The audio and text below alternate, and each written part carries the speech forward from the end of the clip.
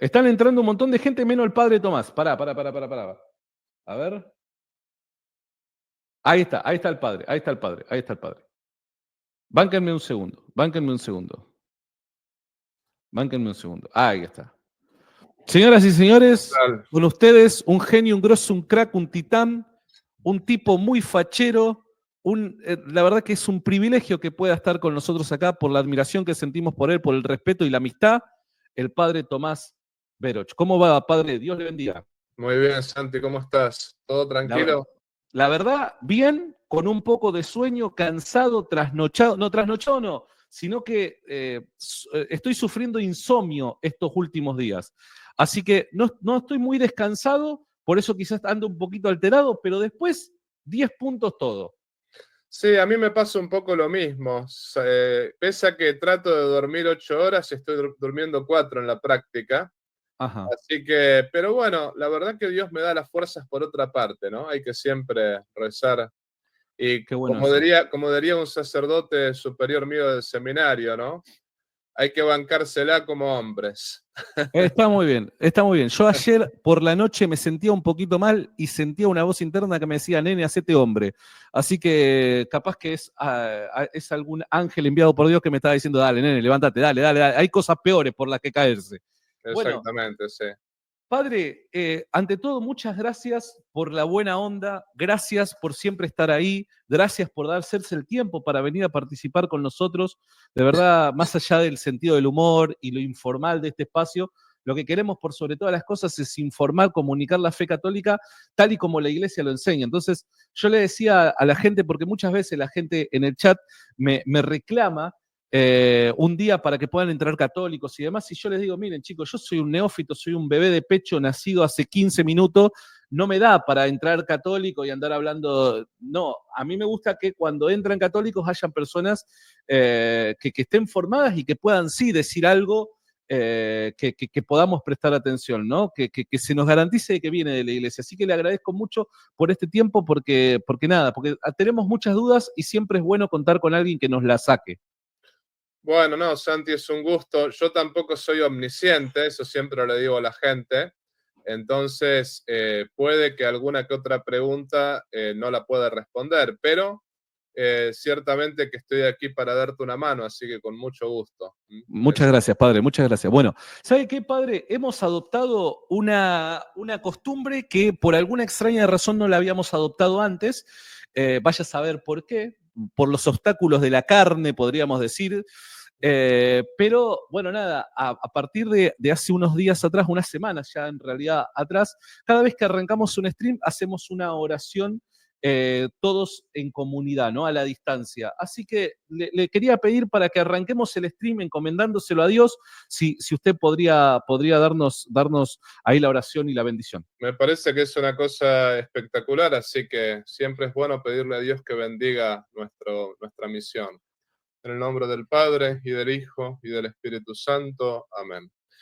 Te pedimos, Señor, que bendigas nuestra misión de evangelizadores, que nos concedas ser fiel a nuestra fe católica, que nos ayudes también con nuestro ejemplo, sobre todo, ayudar a los no católicos a convertirse a la verdadera fe. Y te pedimos por sobre todas las cosas, por las personas confundidas, que les des el Espíritu Santo para que la luz de la tercera persona de la Santísima Trinidad las guíe hacia la verdad, porque solamente la verdad nos hace libre. Y la bendición de Dios Todopoderoso recaiga sobre Santi y sobre toda la audiencia, en el nombre del Padre, y del Hijo, y del Espíritu Santo. Amén. Gracias, padre, muchas gracias. Bueno, vamos a arrancar. A ver, el padre es un crack, la rompe toda. Si no lo conoces al padre Tomás, o sea, primero anda a confesarte a la parroquia más cercana que tengas y segundo, te tenés que suscribir a su canal. ¿Está bien? Ahí los moderadores están constantemente pasando el enlace del canal. Ni bien lo vea, acá está. Lo pongo ya mismo en el comentario fijado del chat en vivo. Ah, no lo puedo poner en el comentario fijado porque en el comentario fijado va el enlace para que la gente entre. Bueno, a ver. Constantemente los moderadores van a estar pasando el enlace al canal del padre Tomás Veroch, ¿está bien? Así que anda, suscríbete si no lo conocías, si no sabías de su laburo y demás, andá, suscríbete. Yo tengo que dejar en el comentario fijado el enlace para que la gente pueda entrar a charlar, si no, claro, o sea, a menos que le envíe una paloma mensajera, no van a saber cómo entrar. Así que bueno, la dinámica es la siguiente, chicos.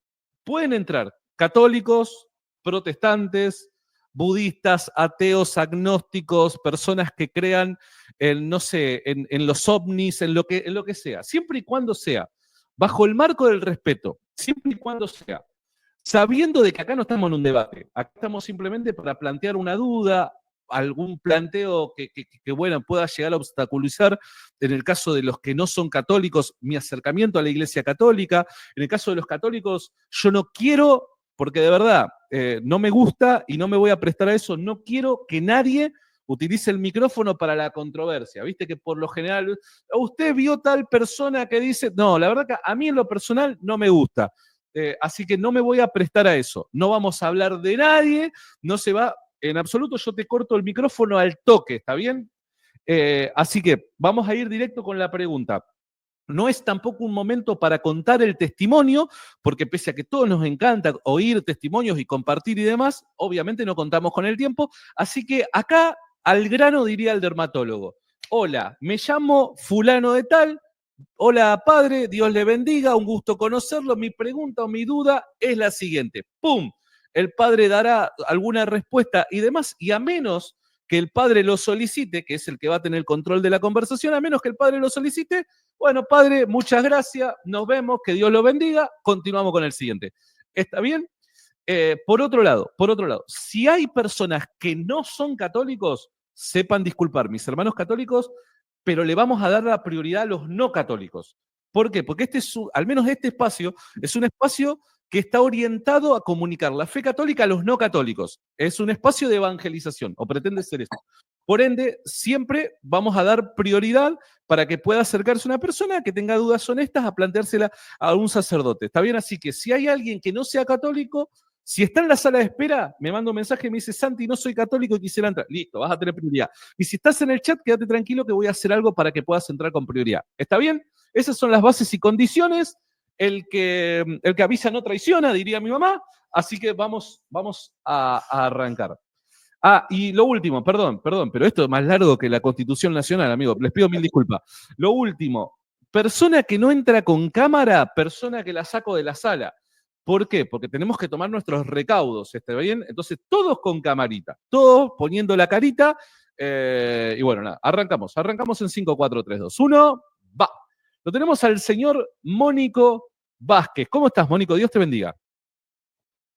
Estás muteado, Mónico, tenés que activarte ahí el mic. Dios bendiga, hermano Santi, Dios te bendiga, Padre, bendición. ¿Qué tal, Mónico? Sí, a ti te conozco. Sí. Mira, Padre, rapidito, no sé si me permites, también tengo que salir. Voy a hacer la pregunta y salgo rápido porque tengo que hacer unas cuantas cosas. Escucharé por audio lo que me va a responder. Mi pregunta es, yo como catequista tengo una preocupación hace varios años atrás. Recientemente escuché una noticia de Fox CNN con respecto a que hay muchas conversiones de jóvenes en Estados Unidos hacia la Iglesia Católica.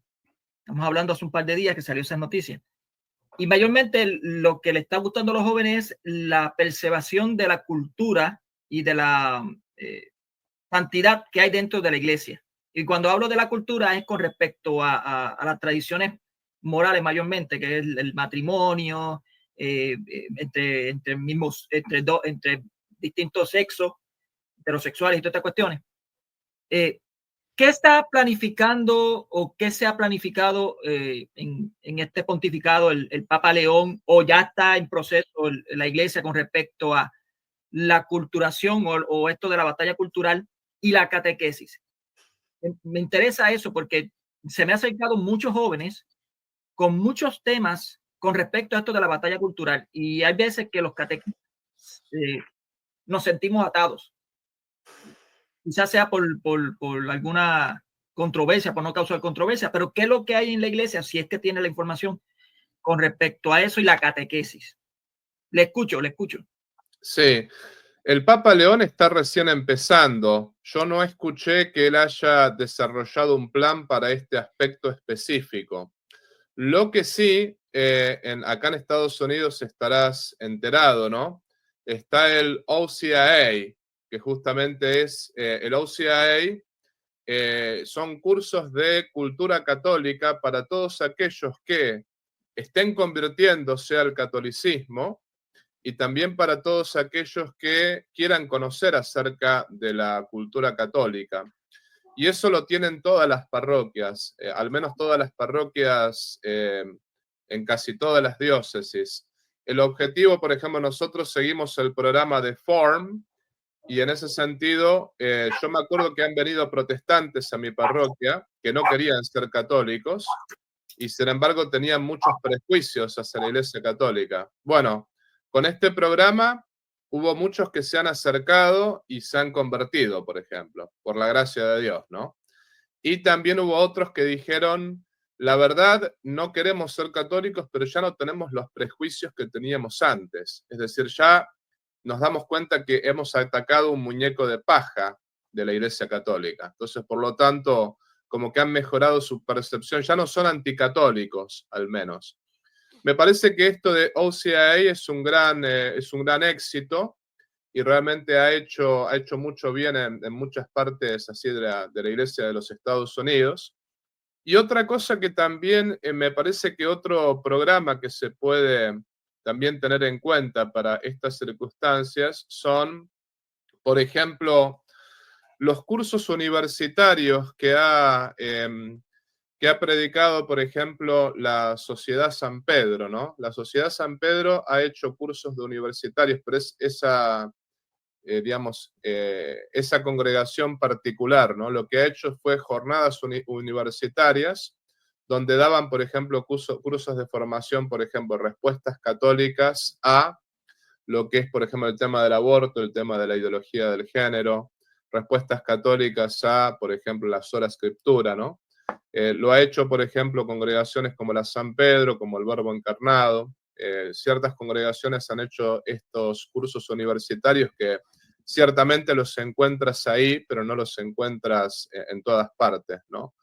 Pero ciertamente lo de OCIA, eso es general, eso es, digamos, a nivel... Y yo creo que eso, si bien la gracia de Dios es lo que tiene que ver, eso es lo que ha ayudado a muchos jóvenes a convertirse al catolicismo. Lo mismo, por ejemplo, el ejemplo de Scott Hahn. Scott Hahn realmente es un gran apologista, un gran profesor, y él, por ejemplo, ha tenido debates públicos, eso también ha ayudado muchísimo, ¿no? Lo mismo, por ejemplo, iniciativas como otras iniciativas que realmente podemos... algunos lo cuestionan porque dicen que juntan personajes que por ahí no siempre están en plena comunión con la Iglesia Católica, pero la mayoría son católicos, ¿no? Por ejemplo, las jornadas de oración que ha hecho Catholic for Catholics, por ejemplo. Realmente eso también ha generado muchas conversiones, ¿no? O sea, el Espíritu Santo ha actuado a través de ello. No podemos decir que yo estoy de acuerdo con todas las personas que están en Catholic for Catholics, porque la verdad que hay 2 o 3 que he conocido que no puedo estar de acuerdo con todo, pero sí puedo conocer, por ejemplo, conversos al catolicismo que han conocido la fe a través de ellos, ¿no? Eso son elementos que uno tiene. Pero bueno, de modo general en Estados Unidos el OCIA. ¿Cómo se debe traer esto OCIA? Sería OCIA. IA. Lo dije en inglés, perdón, me equivoqué en la... OCIA sería, OCIA con C, OCIA con C. Sí. Ok, gracias, padre. No, un gusto, Mónico. Y siempre a las órdenes. Gran abrazo, Mónico. Dios te bendiga, Titán.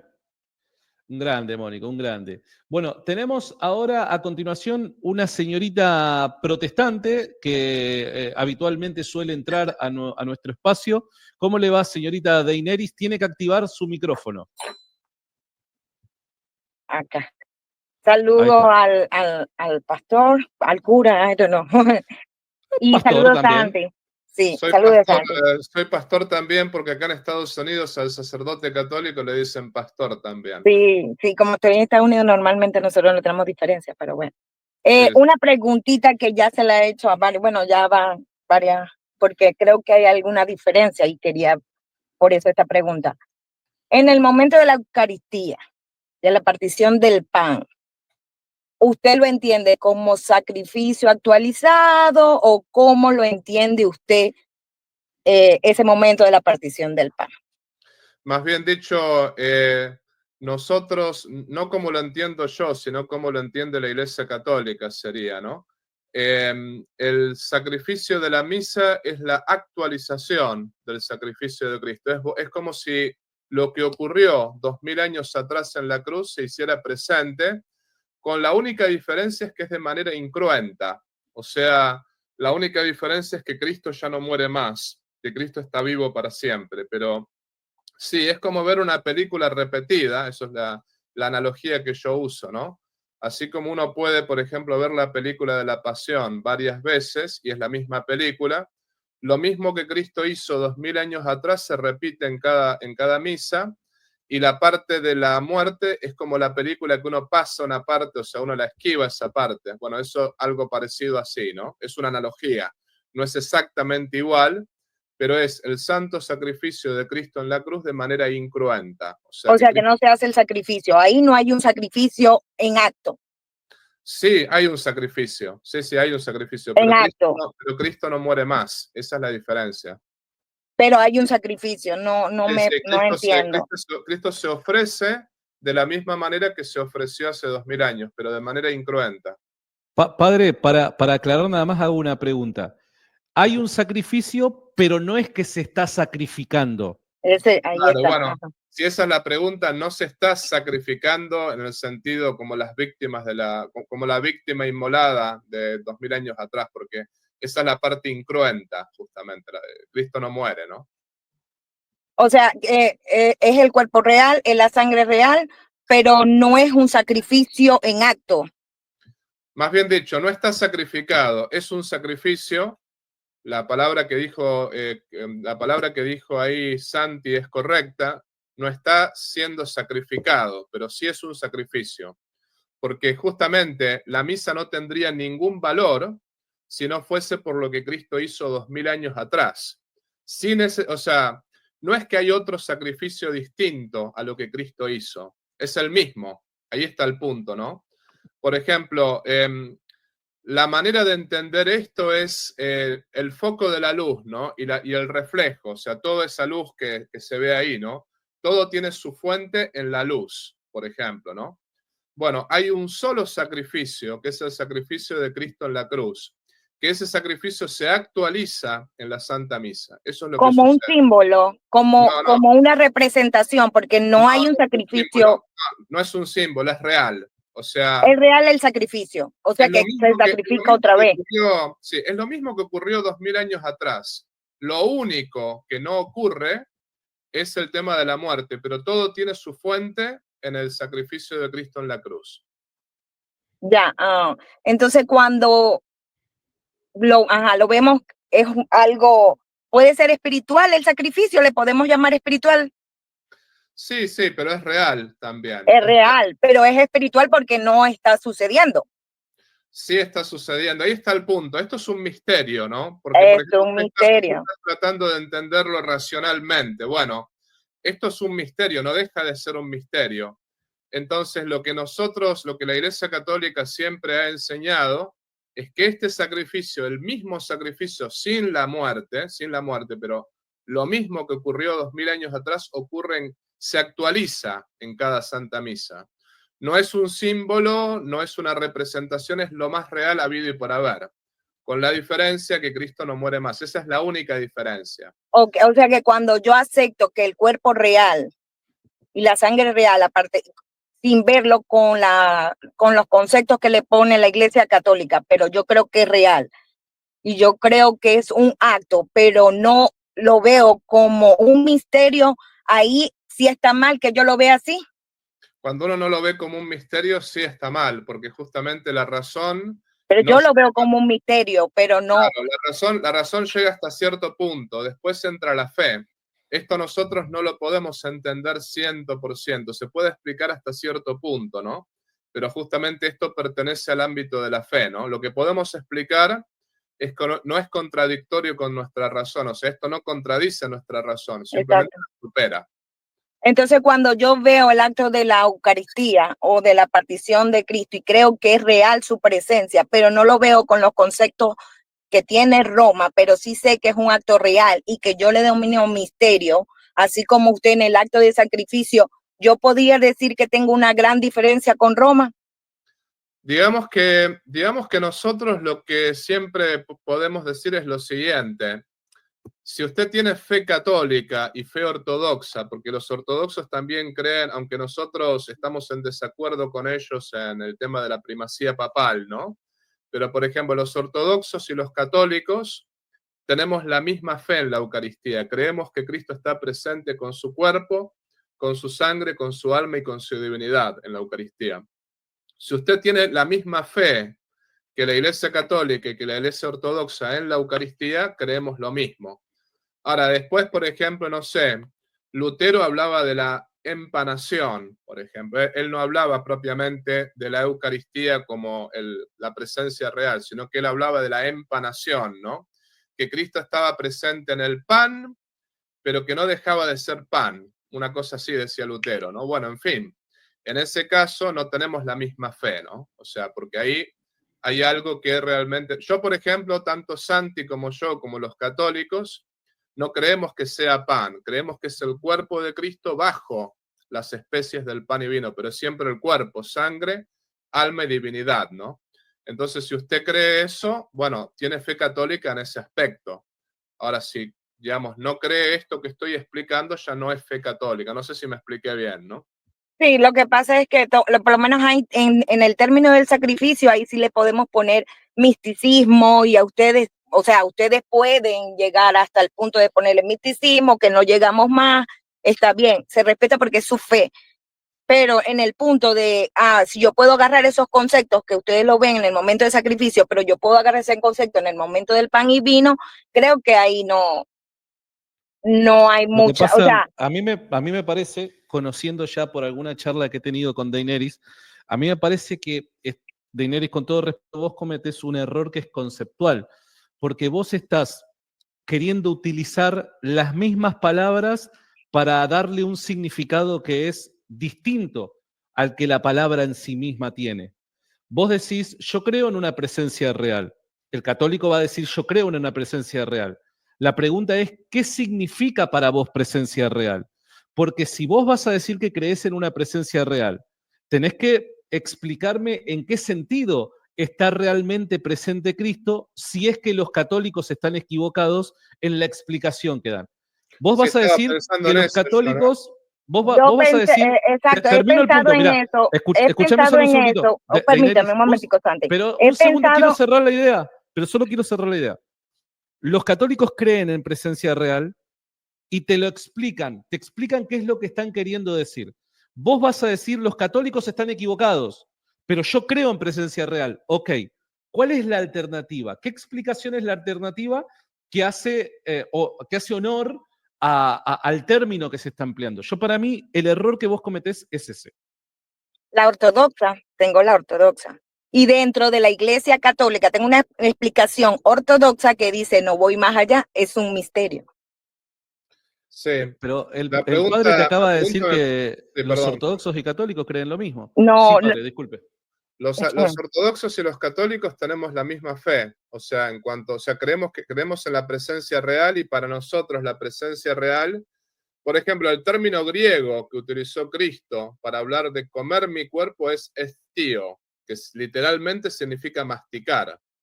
Justamente de ahí, por eso los discípulos lo entendieron literalmente. Dijeron, ¿cómo puede este hombre darnos a comer su carne? Al punto tal que lo dejaron de seguir, ¿no? Entonces, el punto está que nosotros, tanto los ortodoxos como nosotros, tenemos la misma fe en la Eucaristía en cuanto que es el verdadero cuerpo, no es pan, sino que es el verdadero cuerpo. Entonces, hay que ver realmente qué significa presencia real para usted, como para entender la diferencia. no, yo creo que la presencia real, igual como dicen los ortodoxos, y dentro de la Iglesia Católica, dentro hay grupos que están dentro, pero que lo ven más o menos igual. Es el cuerpo real, es la sangre real, pero ¿cómo se hace eso? No, ahí no vamos a dar más porque es un misterio. No vamos Sí. a ofrecer más nada porque es un misterio. Hasta donde tengo, y muchos padres de la iglesia histórica también llegaron a un punto de que, es más, por eso que hay variación entre también los padres de la iglesia. La otra vez tú tuviste un pequeño debate y varios de ustedes saben que dentro de la patrística se puede encontrar este caso en muchas veces cuerpos reales, sangre real, pero ¿cómo ocurre? ¿Cómo le llaman contra? O sea, ¿cuál es el concepto? No llegan hasta ahí porque no llega más la comprensión, razonamiento, así como le pasa que le costó al padre, con todo el respeto, dar una definición en el momento de sacrificio. Yo me puedo tomar esa parte y decir, bueno, entonces yo tampoco en esta parte de qué es lo que pasa o qué es lo que ocurre, también no quiero dar explicación, digo que es un misterio. Bueno, Pero con es todo real. respeto, Puede ser que con to- puede ser que con- la explicación o no haya sido clara de mi parte o usted no lo haya entendido. Puede ser eso, digamos, ¿no? Yo lo que le Sí. puedo decir es que, por ejemplo, San Dionisio Areopagita, que no es el pseudo Dionisio, sino es el verdadero, ¿no? Por ejemplo, que era discípulo de San Pablo, de San Pedro y de y el mismo San Juan, da la misma explicación que da la Iglesia Católica al respecto. Lo mismo San Ignacio de Antioquía en su carta a los romanos. Y estamos hablando de discípulos directos de los apóstoles. Y quiero decirle algo, en la Iglesia Católica no hay distintas doctrinas al respecto. Es imposible eso. Lo que hay es gente que por ahí no sigue la doctrina católica, pero la doctrina es muy clara. O sea, nosotros no tenemos división en los principios, hay división en la aplicación de los principios. Por ejemplo, hay gente que no sigue, ¿no? Pero, por ejemplo, si alguno no cree en la doctrina de la Eucaristía, tal cual lo estoy describiendo, bueno, puede cometer herejía, como dice el Concilio de Trento, ¿no? Entonces, no importa lo que piense un sacerdote particular o lo que piense un grupo particular, lo que importa es lo que la Iglesia enseña. Ahora, después con una persona no católica, obviamente el tema lo podemos conversar, porque acá estamos hablando de gente que tiene distinta fe. Pero entre los católicos uno podrá tratar de entenderlo un poquito más. Ahora, no se puede discutir en concreto el dogma, ¿no? A eso es lo que voy. Bueno, feliz tarde, feliz día. Bueno, tarde para algunos. Bendiciones, Dios me los bendiga y me los proteja. Chao, Santi. Dios te bendiga. Chau, chau. Perdón, hubo un instante ahí en el que me congelé, parece que se me fue la señal del internet. Pido disculpas. A mí me parece que algunas veces algunos hermanos protestantes, independientemente de cuáles sean sus intenciones personales, que no las conocemos o quizás por la distancia no tenemos los elementos suficientes como para emitir un juicio, a mí me parece que algunas veces cometen algunos errores que son muy básicos, ¿no? Por dar un ejemplo, es cierto que en definitiva si uno pretende profundizar y meter en una ecuación a Dios y el milagro, evidentemente la razón, por lo limitado que somos, no nos va a permitir, ¿no? Dar una explicación exhaustiva respecto a cómo es el proceder de Dios, ¿no? Pero en ese sentido, el católico no tiene problema en admitir, che, pará, nosotros podemos razonar hasta acá, pero de acá en adelante ya tenemos que aceptar que es un misterio. Ahora, yo veo de que algunos protestantes dicen, o como en este caso Deineris, ¿no? Dice, bueno, pero es un misterio, está bien. Es un misterio y la razón no me permite ir más allá. Bueno, pero ahí te estás contradiciendo, porque por un lado me decís que es un misterio y la razón no te permite, pero por otro lado, por medio de la razón o de tu razonamiento, vos estás pretendiendo rechazar y refutar lo que dice la Iglesia Católica. Entonces, a mí me parece que entran en una especie de contradicción. Al final, la razón puede decir algo, no digo de forma exhaustiva, pero puede decir algo acerca de lo que es la Eucaristía a partir de las palabras de Cristo. Bueno, evidentemente algo podemos decir. Sí, claro, hay un límite, hay un tope. Hasta acá podemos hablar, de acá en adelante es la fe. Claro que sí. Pero si no, es como que hay una doble vara, ¿no? Me parece que muchas veces algunos son demasiado fideístas y en otras circunstancias, los mismos que en determinados momentos son demasiado fideístas, se vuelven demasiado racionalistas, ¿no? No sé qué le parece a usted, padre, eso. Sí, estoy totalmente de acuerdo y de hecho yo estaba esperando de parte de ella que, por ejemplo, me cuestionara un poquito la doctrina católica del punto de vista bíblico de los santos padres, pero bueno, los santos padres, los más cercanos a los discípulos como son San Dionisio, San Ignacio, el mismo San Policarpo todos ellos sostienen la doctrina de la Eucaristía, al menos lo más cercano es a la Iglesia Católica y la Iglesia Ortodoxa, ¿no? Después, bueno, se podrá discutir algunos términos, por ejemplo, el término de transustanciación, pero sin embargo ese término no es que cambió lo que antes se creía, sino que simplemente es un modo de explicar, porque justamente lo que es Santo Tomás de Aquino es un teólogo y un filósofo. Él trata de hacer lo más racional posible el misterio, pero el mismo Santo Tomás dice, hasta acá llegamos, ¿no? Entonces, por eso yo estaba tratando de ver si el cuestionamiento de ella era lo que la Iglesia cree, y en base a eso lo conversamos. Bueno, ¿dónde dice la Biblia? Bueno, ¿dónde lo dicen los padres? Pero... Es que hoy por hoy estoy viendo que es una tendencia en redes sociales y ya voy con el siguiente, pero este tema me parece que puede ayudar a muchos el plantearlo de esta manera. Yo veo que hay una tendencia por parte de los apologetas de redes sociales protestantes en querer como que reparar algunos daños que se han hecho en el pasado a través de ciertas afirmaciones. Y hoy por hoy ya te dicen, no, a ver, no es simbólico. Hay una presencia real, pero no es la presencia real de la forma en la que te lo plantea la Iglesia Católica. Ok, bien, supongamos que fuese así. Hay presencia real, pero no hay presencia real como lo plantea la Iglesia Católica. ¿Cómo es la presencia real entonces? Explícamelo. Porque ahí vos tenés que asumir la carga de la prueba. Es como por dar un ejemplo. Suponete que yo te digo a vos, en la habitación está mi esposa, pero abro la puerta y no hay nadie, está vacía.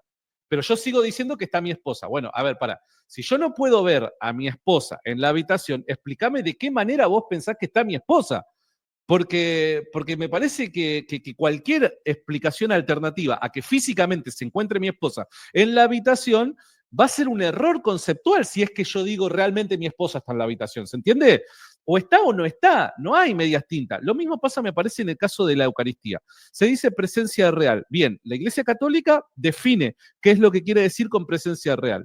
El protestante va a decir, no, los católicos están equivocados, pero yo sigo sosteniendo presencia real. Ok, si el católico está equivocado respecto a su definición, explícame cuál es la alternativa si querés seguir sosteniendo presencia real. ¿Se entiende? Sí, no, es una cosa. Y después también lo que yo me doy cuenta es que los no católicos usan muy mal la filosofía, porque quieren usar la filosofía tomista o la filosofía escolástica. Y lo interesante es que todos esos términos de la filosofía tomista y escolástica han sido utilizados para defender la fe católica. Entonces, como que no pega. Es más o menos, yo digo, ¿no? Tratar de, no sé... Es tratar de utilizar a Jesús. Imagínese un ateo tratando de utilizar a Jesús para demostrar su ateísmo. No tiene sentido, amigo. O sea, alguien te lo tiene que comunicar, alguien te lo tiene que avisar. Lo mismo, por ejemplo, a veces lo utilizan a Kant para defender sola escritura, por ejemplo.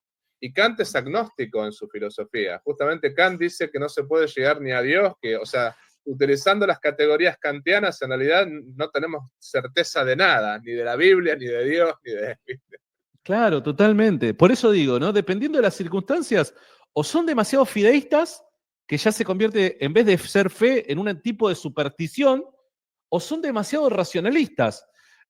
Si yo no soy capaz de poder encajar todo en mi mente y elaborar un silogismo sofisticado a partir de, no puedo creer. No, amigo, pero eso no es cristianismo. Exactamente, sí. Vamos con el siguiente. Perdón, padre, perdón, pero me pareció oportuno hacer estos comentarios. Vamos con el siguiente. Lo tenemos al señor Nabucodonosor Galilei. ¿Cómo estás, Nabucodonosor? Qué piola llamarte Nabucodonosor, no lo digo por el rey en sí, ¿no? Obviamente, pero es un nombre extraño. ¿Cómo estás? No, Santi, mi nombre, ya te lo dije la vez pasada, mi nombre es Jaime. Perdón. Yo no me acuerdo lo que me dijo mi esposa anoche, ¿me entendés? Y eso me causa problemas. Perdón. Lo tenés al padre Tomás. No sé si lo conocés ya. Sí, lo vi en el programa de Carlos Veloz. Ok, en el programa de Carlos Veloz. ¿Qué hacía, padre, en el programa? No estuve en el programa de Carlos Veloz, pero resulta que Carlos Veloz me habla por mis espaldas siempre. Entonces, bueno, no tiene el coraje de hablarme de frente, pero bueno, me cita en el programa de él. Pero yo no vi su programa, así que no tengo ni idea qué fue lo que dijo, ¿no? Ok. Sí, Bueno, es cierto, padre. Siempre lo estoy escuchando a usted. Titán, Dime, lo tenés al padre, vaya al grano nomás. Sí, al grano solo la pregunta. Padre, ¿qué podemos hacer por ejemplo, cuando nosotros tenemos una visión que nos dan una carta para repartirla a los niños en la catequesis, cuando terminamos las clases de catequesis, dársela a los niños para los padres adultos, pero la carta, el encabezado dice, no llevar los niños a Dios. Esa es mi pregunta. Yo ya expuse esto a la señora que me entrega las cartas y le dije yo que eso no estaba bien, pero me dijo que si la iglesia lo determina así, hay que entregarlas. Perdón, a ver si entiendo bien. Es la catequesis. Sí. Y después en la catequesis se le dan como una especie de papeles, como una especie de mensajes que dicen una carta. No llevar a niños a Dios, ¿eso dice? Sí, así dice, padre. ¿Literalmente? Literalmente así dice. Le digo porque yo tengo una acá ahorita, no la puedo encontrar como la tengo. O sea, es totalmente contradictorio con lo que la iglesia enseña, que es un mensaje totalmente antievangélico. Pero, ¿usted habló con el párroco ese tema? Hablé con la señora, con la que nos da las clases de catequista a nosotros para implantarlo a los niños.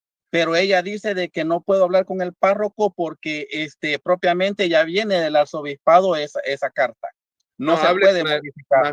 Más bien dicho, hable con el párroco y hable, si es necesario, con la gente del arzobispado, porque ahí me parece, o sea, me llamaría mucho la atención que eso venga del arzobispado.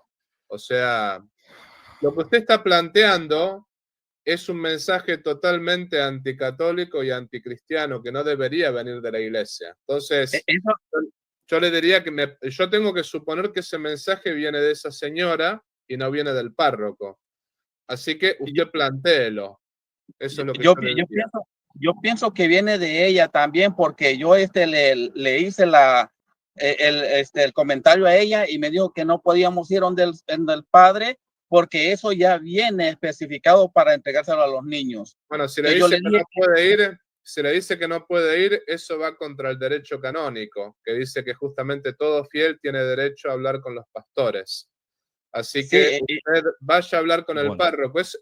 Mire, el único consejo que le puedo dar es ese, porque la verdad hasta es difícil, o sea, yo le creo, le aclaro que le creo, pero es complicado de creer, por ejemplo, lo que usted me está contando acá, porque no me contaron nunca una situación como esta en mis 15 años de sacerdocio, ¿no? Entonces, si es tal cual usted lo está describiendo, vaya ya mismo a hablar con el párroco y planteele esta situación, ¿no? Yo tengo una carta, esa carta la hemos estado dando, tengo una carta acá, pero la tengo propiamente en mi casa, pero lo que le quiero dar a entender es que propiamente esa carta dice exactamente así, pero a mí me gustaría entrar a su página para discutir esto, a ver qué es lo que me puede dar más extensión, porque aquí es poquito lo que vamos a hablar. Sí, no puedo darle espacio tampoco en mi canal para hablar de este tema por mucho tiempo. O sea, usted puede entrar el domingo como entran todos y le doy los minutos que le doy a todos, ¿no? Pero, unos 5 minutos. Sí, hasta 15 minutos. Sí, hasta 15 minutos le puedo dar, pero con mucho gusto. Sin embargo, me parece que esto que usted plantea se lo tiene que plantear el párroco. Pero si tiene algo más que decirme, venga a mi programa con mucho gusto, ¿no? Okay. Nabucodonosor. Muchas gracias, padre, y muchas bendiciones. Gracias, Santi. Abrazo, Titán. Dios te bendiga, Titán. Chao, chao. Qué raro. Qué carta rara. No sé si venía de la señora o del mismo demonio, si era verdad. Sí, pero un caso muy, muy extraño. Nunca me preguntaron una cosa así, ¿no? Pero porque iría en contra de lo básico del sacramento del bautismo, iría en contra de lo elemental de la fe católica. Es rarísimo. Sí, hay de todo en la viña del Señor. ¿Qué vamos a hacer? Mal. Lo tenemos al señor Víctor Adolfo Sánchez. ¿Cómo le va, caballero? Me mandó un mensaje por privado, me dice, soy evangélico pentecostal, tengo una pregunta. ¿Cómo le va? Bienvenido. No sé si es la primera vez que estás acá en el canal. No, ya es la tercera. Perdón, te pido mil disculpas. No me acordaba de vos, te pido mil disculpas. No, es que no soy de muy subir. Incluso la única vez que he subido en vivo han sido lo tuyo. Realmente no me gusta participar, pero como soy más de cuestionar otras religiones que participar en la mía propia, pues eso me motiva mucho a subir al canal. Ok. Bueno, lo tenés al padre Tomás, te lo presento y te escuchamos, Titán. Bueno, primeramente bendiciones, Dios les bendiga a todos. Una pregunta. Quisiera saber, siguiendo la misma línea de lo que es el sacrificio de la Eucaristía, disculpen la bulla que estoy en la calle, salí de mi oficina para solamente hacer esta pregunta. ¿Cómo puede conciliar lo que usted dice con lo que dice Hebreos 10:12? ¿Me pueden escuchar? Sí, pero no te veo, Titán, no te estoy viendo. Sí, es que como abrí el... Ahora, pasame el pasaje bíblico, bueno. pasaje bíblico y yo lo pongo en pantalla, ¿te parece bien? Perfecto, sí. Hebreos 10, versículo 12, si no me equivoco. Dale, ya lo estoy poniendo en pantalla, así lo miramos. Dame solo un segundito, por favor, teneme un toquecito nada más de paciencia. Ahí está, mirá. Ahí está. Hebreos capítulo 10, verso 12 me dijiste, ¿verdad? Sí. Bien, dice, pero Cristo, ahí lo voy a remarcar, ahí está. Pero Cristo, habiendo ofrecido una vez para siempre un solo sacrificio por los pecados, se ha sentado a la diestra de Dios. ¿Ese es el pasaje, hermano? Sí. Y disculpen que tenga que retirarme porque salí de mi trabajo, salí de mi oficina solamente porque escucho el directo mientras trabajo y no puedo estar mucho tiempo ausente, pero me gustaría saber cómo aborda el padre, si no me equivoco, cura, padre. Sí, padre cura, es un sinónimo. Sí, claro. El versículo. Ok. Bueno, no hay contradicción. Yo lo expliqué anteriormente con la señora esta, ¿no? Hay un solo sacrificio. La misa no es un sacrificio distinto al sacrificio de Cristo en la cruz. Es simplemente la actualización del sacrificio de Cristo en la cruz, que se actualiza siempre. Sí, una vez y para siempre, por eso que se hace presente. Es más o menos como ver una película repetida, es la misma película. Uno puede ver la película La Pasión, pero justamente la película La Pasión uno la puede ver 1000 veces y es la misma película. Justamente ese sacrificio, basado en lo que Cristo dijo, haced esto en conmemoración mía, ese sacrificio se hace una vez y para siempre, pero se actualiza en cada Santa Misa. Y después, bueno, en ese pasaje no dice tampoco que el sacrificio no se pueda actualizar en cada Santa Misa, eso no lo dice, ¿no? Bien, entiendo que la dinámica no fue un debate, así que gracias por abordar la pregunta y pasen buen día. Bendiciones. Que Dios te bendiga, Titán. Cuando quieras, tenés las puertas abiertas a participar, amigo. Gracias. Chau, chau. A mí me parece que algunas veces, este muchacho, yo, a menos uno se puede equivocar, ¿no? Por 5 minutos no puede sacar conclusiones acerca de las personas, ¿no? Pero me dio la impresión como que, independientemente de que piensa distinto, me pareció una persona que se presentó como honesta, ¿no? Entonces, yo sé que hay muchos evangélicos del otro lado que tienen este mismo espíritu de, independientemente de las diferencias bien marcadas que tienen con el católico, pueden presentarse con dudas honestas y objeciones honestas, ¿no? Cuando se hace el planteo honesto, primero me encanta, pero segundo, me gusta aclarar ciertas cosas porque me parece que la persona lo merece. Veo como que hay una resistencia o dificultad para entender esto de actualizarse, el mismo sacrificio actualizándose, ¿no? Porque si leemos el pasaje, dice, pero Cristo, habiendo ofrecido una vez para siempre un solo sacrificio por los pecados, se ha sentado a la diestra de Dios. Esto el católico le dice amén, se pone de pie y dice amén, amén. Número uno, recuerden de que la Biblia es libro católico, ¿está bien? Entonces, evidentemente, el católico va a decir amén. Ahora, parece ser, y alguno va a plantear, ¿cómo puede ser de que en la misa, se ofrezca un sacrificio si hay un solo sacrificio, que es el efectuado por Cristo en la década del 30 del siglo I en Jerusalén, bajo el gobierno de Poncio Pilato? Lo podemos ubicar en tiempo y espacio a ese sacrificio, el acontecimiento histórico. Ahora, ¿qué quiere decir la Iglesia Católica cuando dice actualizar? Ese concepto me parece que es difícil de entender, ¿no? ¿Qué quiere decir? Y ahí es donde yo voy a hacerle la pregunta a ver si lo estoy entendiendo correctamente. Sí, actualizar sí, perdón. Si nosotros, y ahí lo dejo, es simplemente para que me corrija si estoy equivocado. Si nosotros creemos que Dios es todopoderoso y Dios es eterno, Dios es capaz de hacer presente una realidad que para nosotros, seres finitos, limitados, ocurrió en el pasado, pero que para Dios siempre está presente porque Dios es eterno. Entonces Dios es capaz, porque es todopoderoso y eterno, hacer presente en el espacio-tiempo nuestro aquello que para nosotros ocurre en un determinado punto en el tiempo del pasado, hacerlo presente en nuestra realidad. Y eso es lo que ocurre con la misa. Se hace presente el mismo sacrificio, no hay un nuevo sacrificio. Por eso que el sacerdote puede ofrecer un sacrificio, pero no es un sacrificio distinto al de la década del 30 del primer siglo, sino que es el mismo sacrificio que por poder y milagro de Dios se hace presente en nuestra realidad espacio-temporal. ¿Lo puedo explicar bien? Sí, sí, me parece que lo explicaste bien. O sea, Dios sabe perfectamente que somos seres humanos y que, por ejemplo, lo que Cristo hizo 2000 años atrás, sabemos que fue espectacular, que Él realmente pagó una vez y para siempre, pero es como que Dios sabe que no somos ángeles, ¿no? Que nosotros no somos ángeles, que somos cuerpo y alma. Entonces necesitamos signos visibles tanto, para eso están los sacramentos, por ejemplo. Entonces Dios en su sabiduría determinó que ese sacrificio que justamente ocurrió 2000 años atrás, que se haga presente en cada Santa Misa, que es el mismo sacrificio, ¿no?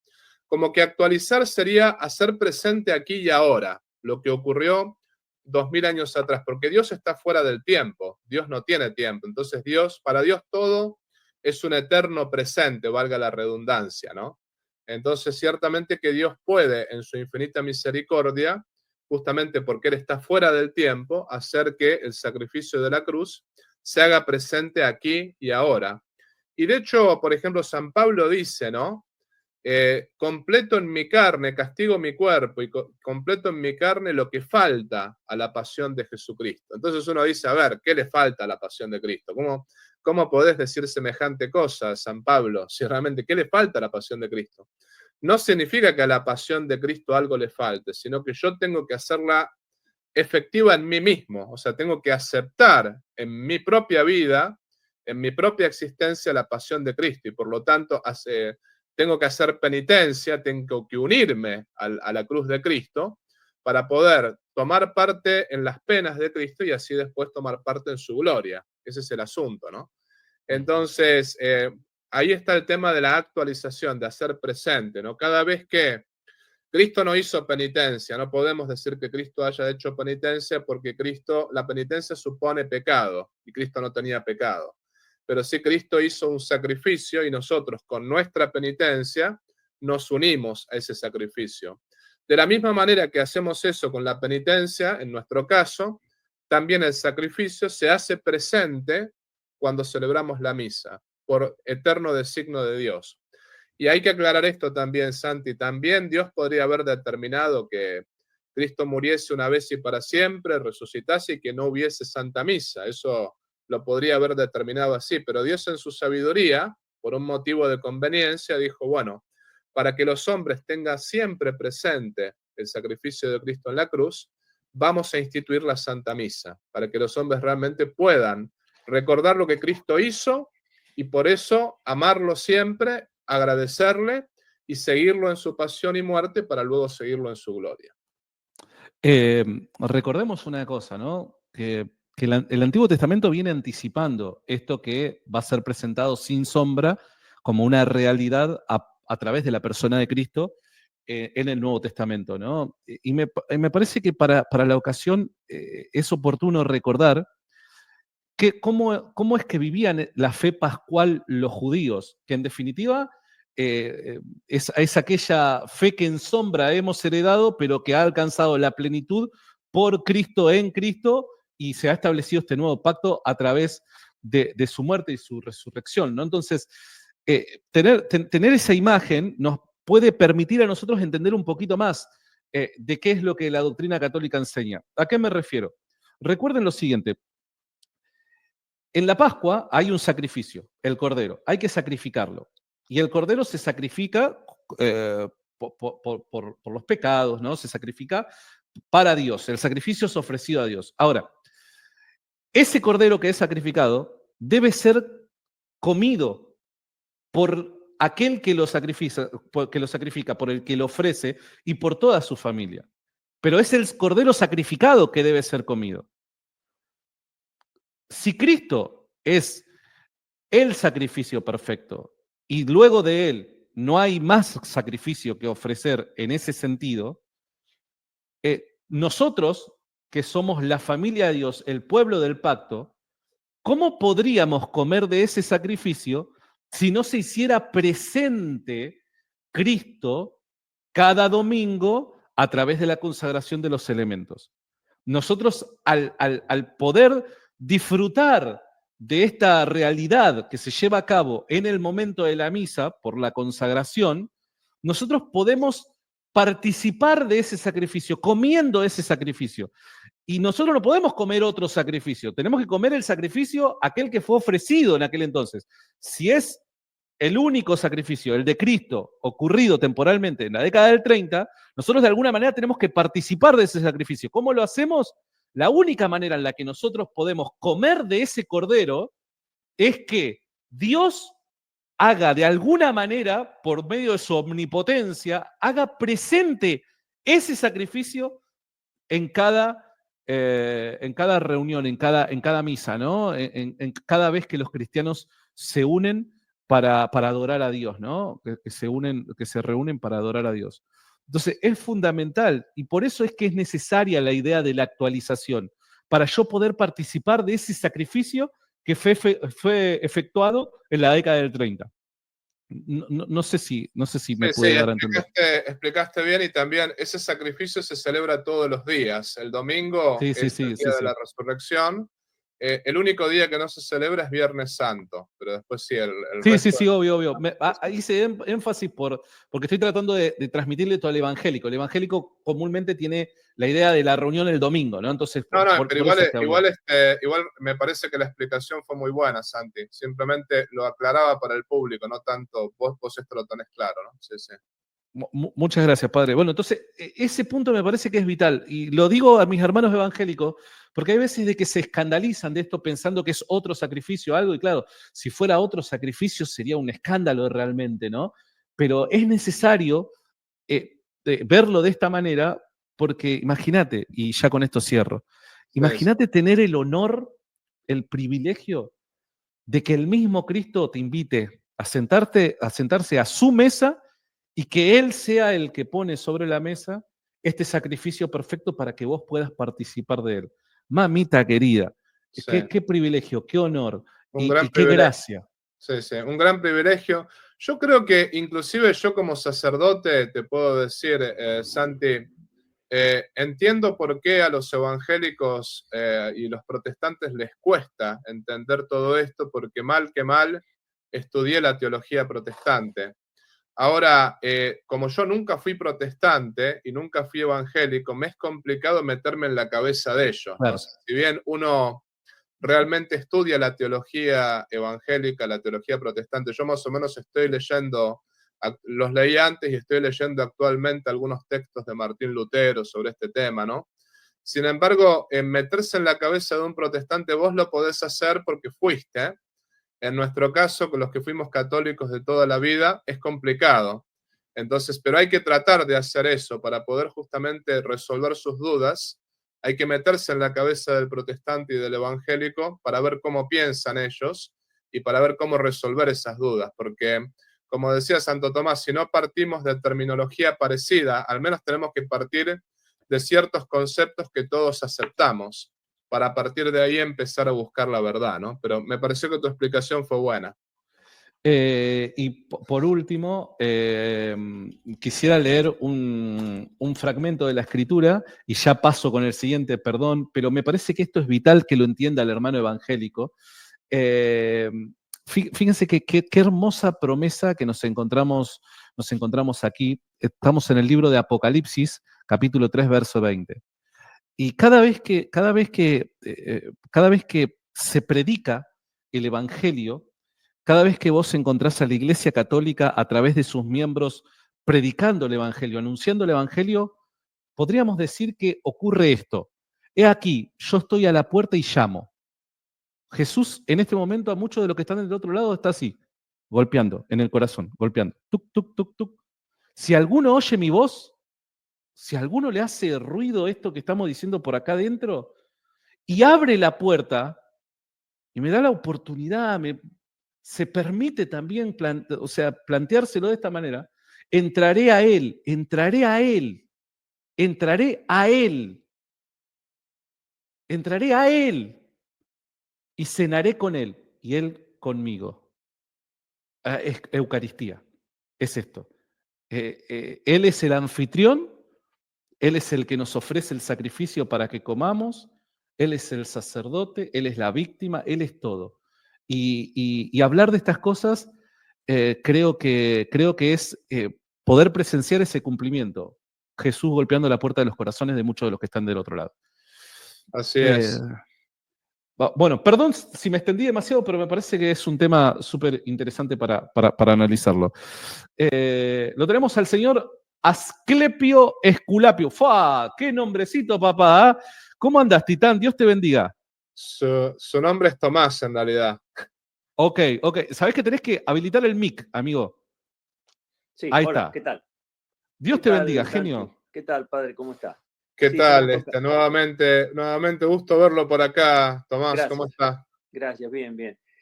Bueno, una pequeñísima acotación con respecto al sacrificio de Cristo en la cruz. Yo creo que una explicación también de la participación del ser humano en el sacrificio de Cristo en la cruz es cuando el cireneo le ayuda a llevar la cruz a Cristo para crucificarse. Entonces ahí se ve la participación del ser humano junto a Cristo en la cruz. Me parece que eso es importante aclararlo. La pregunta mía para usted, padre, es muy breve.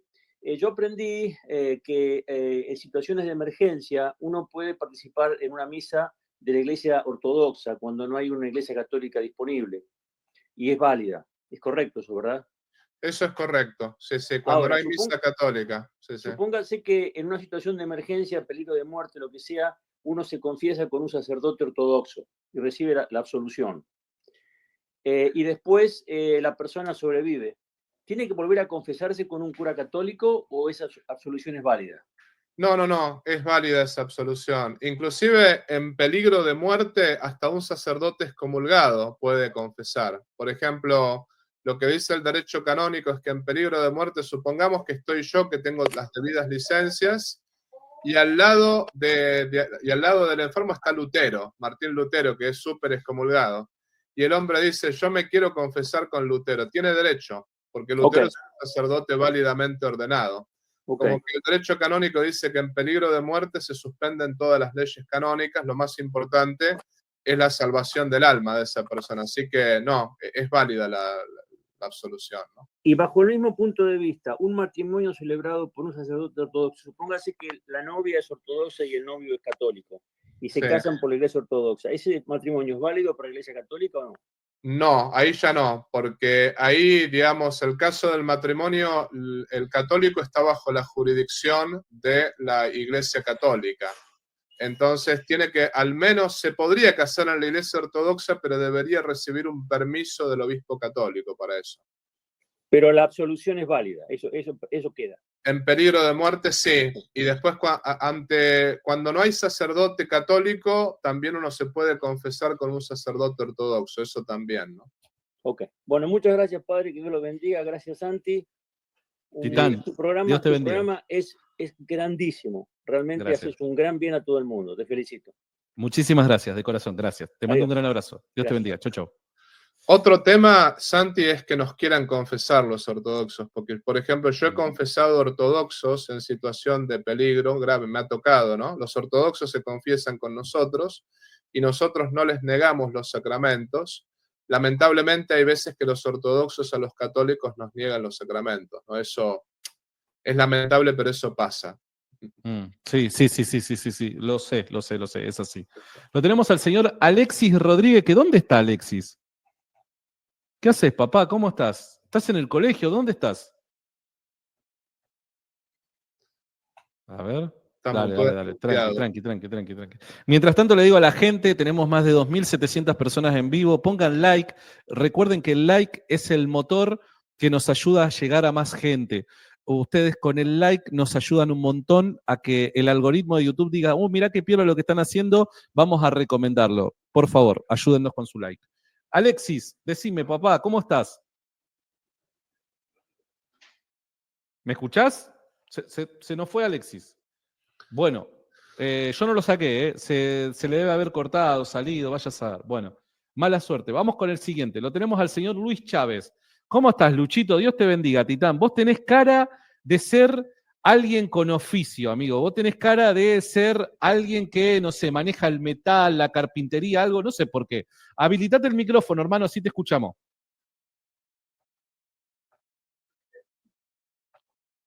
Una No, vez. Tocaste 2 veces. Una sola vez tenés que apretar. Ahí está. Buenos días. buenos días. Santi, buenos días. Trabajo en una compañía de cortando papel. Bueno, tampoco estuve. Alguien con oficio, está bien, está muy bien. Laburando, está muy bien. Hermano querido, sos católico, ¿verdad? Sí, soy católico. Una pregunta para el padre aquí, rapidito. Una pregunta, pues, a lo mejor no muy interesante, pero la pregunta es de que si un sacerdote, aquí por lo menos aquí en Estados Unidos, le dan 6 años más o menos en cada parroquia, ¿no? Para estar en Depende de una la parroquia. diócesis, sí, depende de la diócesis. En mi diócesis no hay tiempo, por ejemplo. Oh, ok. Bueno, aquí en California, creo que son 6 meses para cada sacerdote en una parroquia. Si está por vencerse el tiempo de esos 6 años, pues, perdón, 6 años. Si está por vencerse los 6 años, pues en ese tiempo que se va a vencer para cambiarlo de parroquia, muere el párroco. Y ese sacerdote lo asigna como párroco, empieza otra vez su sexenio. La pregunta es si empieza de vuelta cuando lo cambian de parroquia. Sí, No, normalmente. cuando al párroco, cuando al padre, al sacerdote ese, lo asignan de párroco, porque falleció el párroco. Antes de que se cumplan los 6 años, Sí. muere el párroco y asignan a otro. Sí. Bueno, depende de las directivas del obispo eso, porque el obispo puede cambiar siempre las reglas. Un segundito, ahí ven.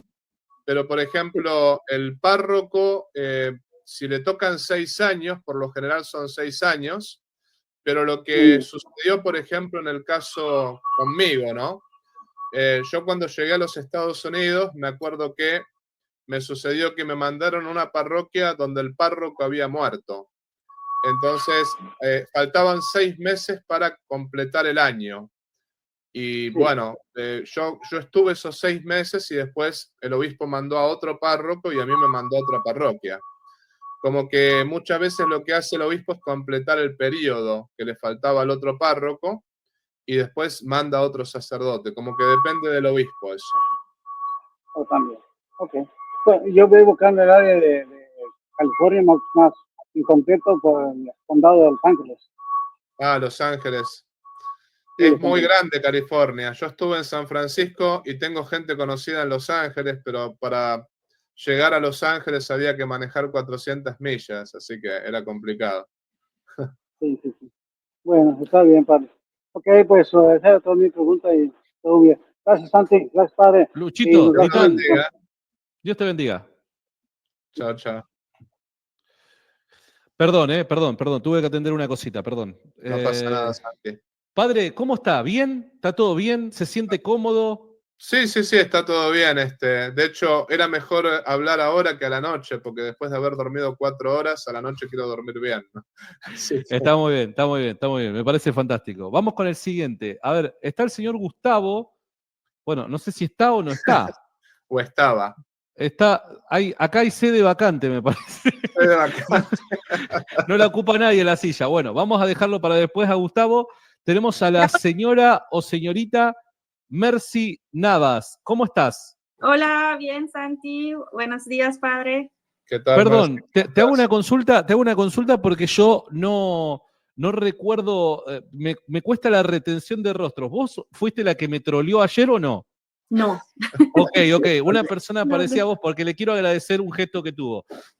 ¿Cómo estás? Dios te bendiga, no sé si es la primera vez que estás en el canal, que seas bienvenida. Sí, es la primera vez, gracias. Ok, Soy católica, por cierto. bien. Bueno, tengo dos preguntas para el padre. En mi comunidad está creciendo mucho las mujeres que se hacen pastoras. Hay muchísimas. Las veo en todos lados. Incluso una amiga, compañera mía, se hizo pastora. Entonces, yo quisiera saber cómo refutar eso con la Biblia, si dice en la Biblia acerca de que podemos ser pastoras o en ese caso que Supongo que serán pastoras de otra religión de que no es la católica. Sí. Comprendo. Pero tengo una amiga en particular y yo digo, ay, ¿cómo le explico, no? Bueno, en realidad, San Pablo claramente, aunque él se refiere en la iglesia, no se refiere en todas las circunstancias, pero por ejemplo, San Pablo dice que él no le permite a la mujer enseñar, y es más, San Pablo es muy fuerte, ¿no? San Pablo dice, en la asamblea la mujer calla, dice así, ¿no? Está hablando de la iglesia, no está hablando de otro tipo de circunstancias, ¿no? Obviamente. Pero, por ejemplo, el mejor argumento en contra del sacerdocio femenino es que el sacerdote actúa in persona Christi. Por ejemplo, yo cuando celebro la misa, yo digo, esto es mi cuerpo, no digo, este es el cuerpo del Padre Tomás, y digo, esta es mi sangre.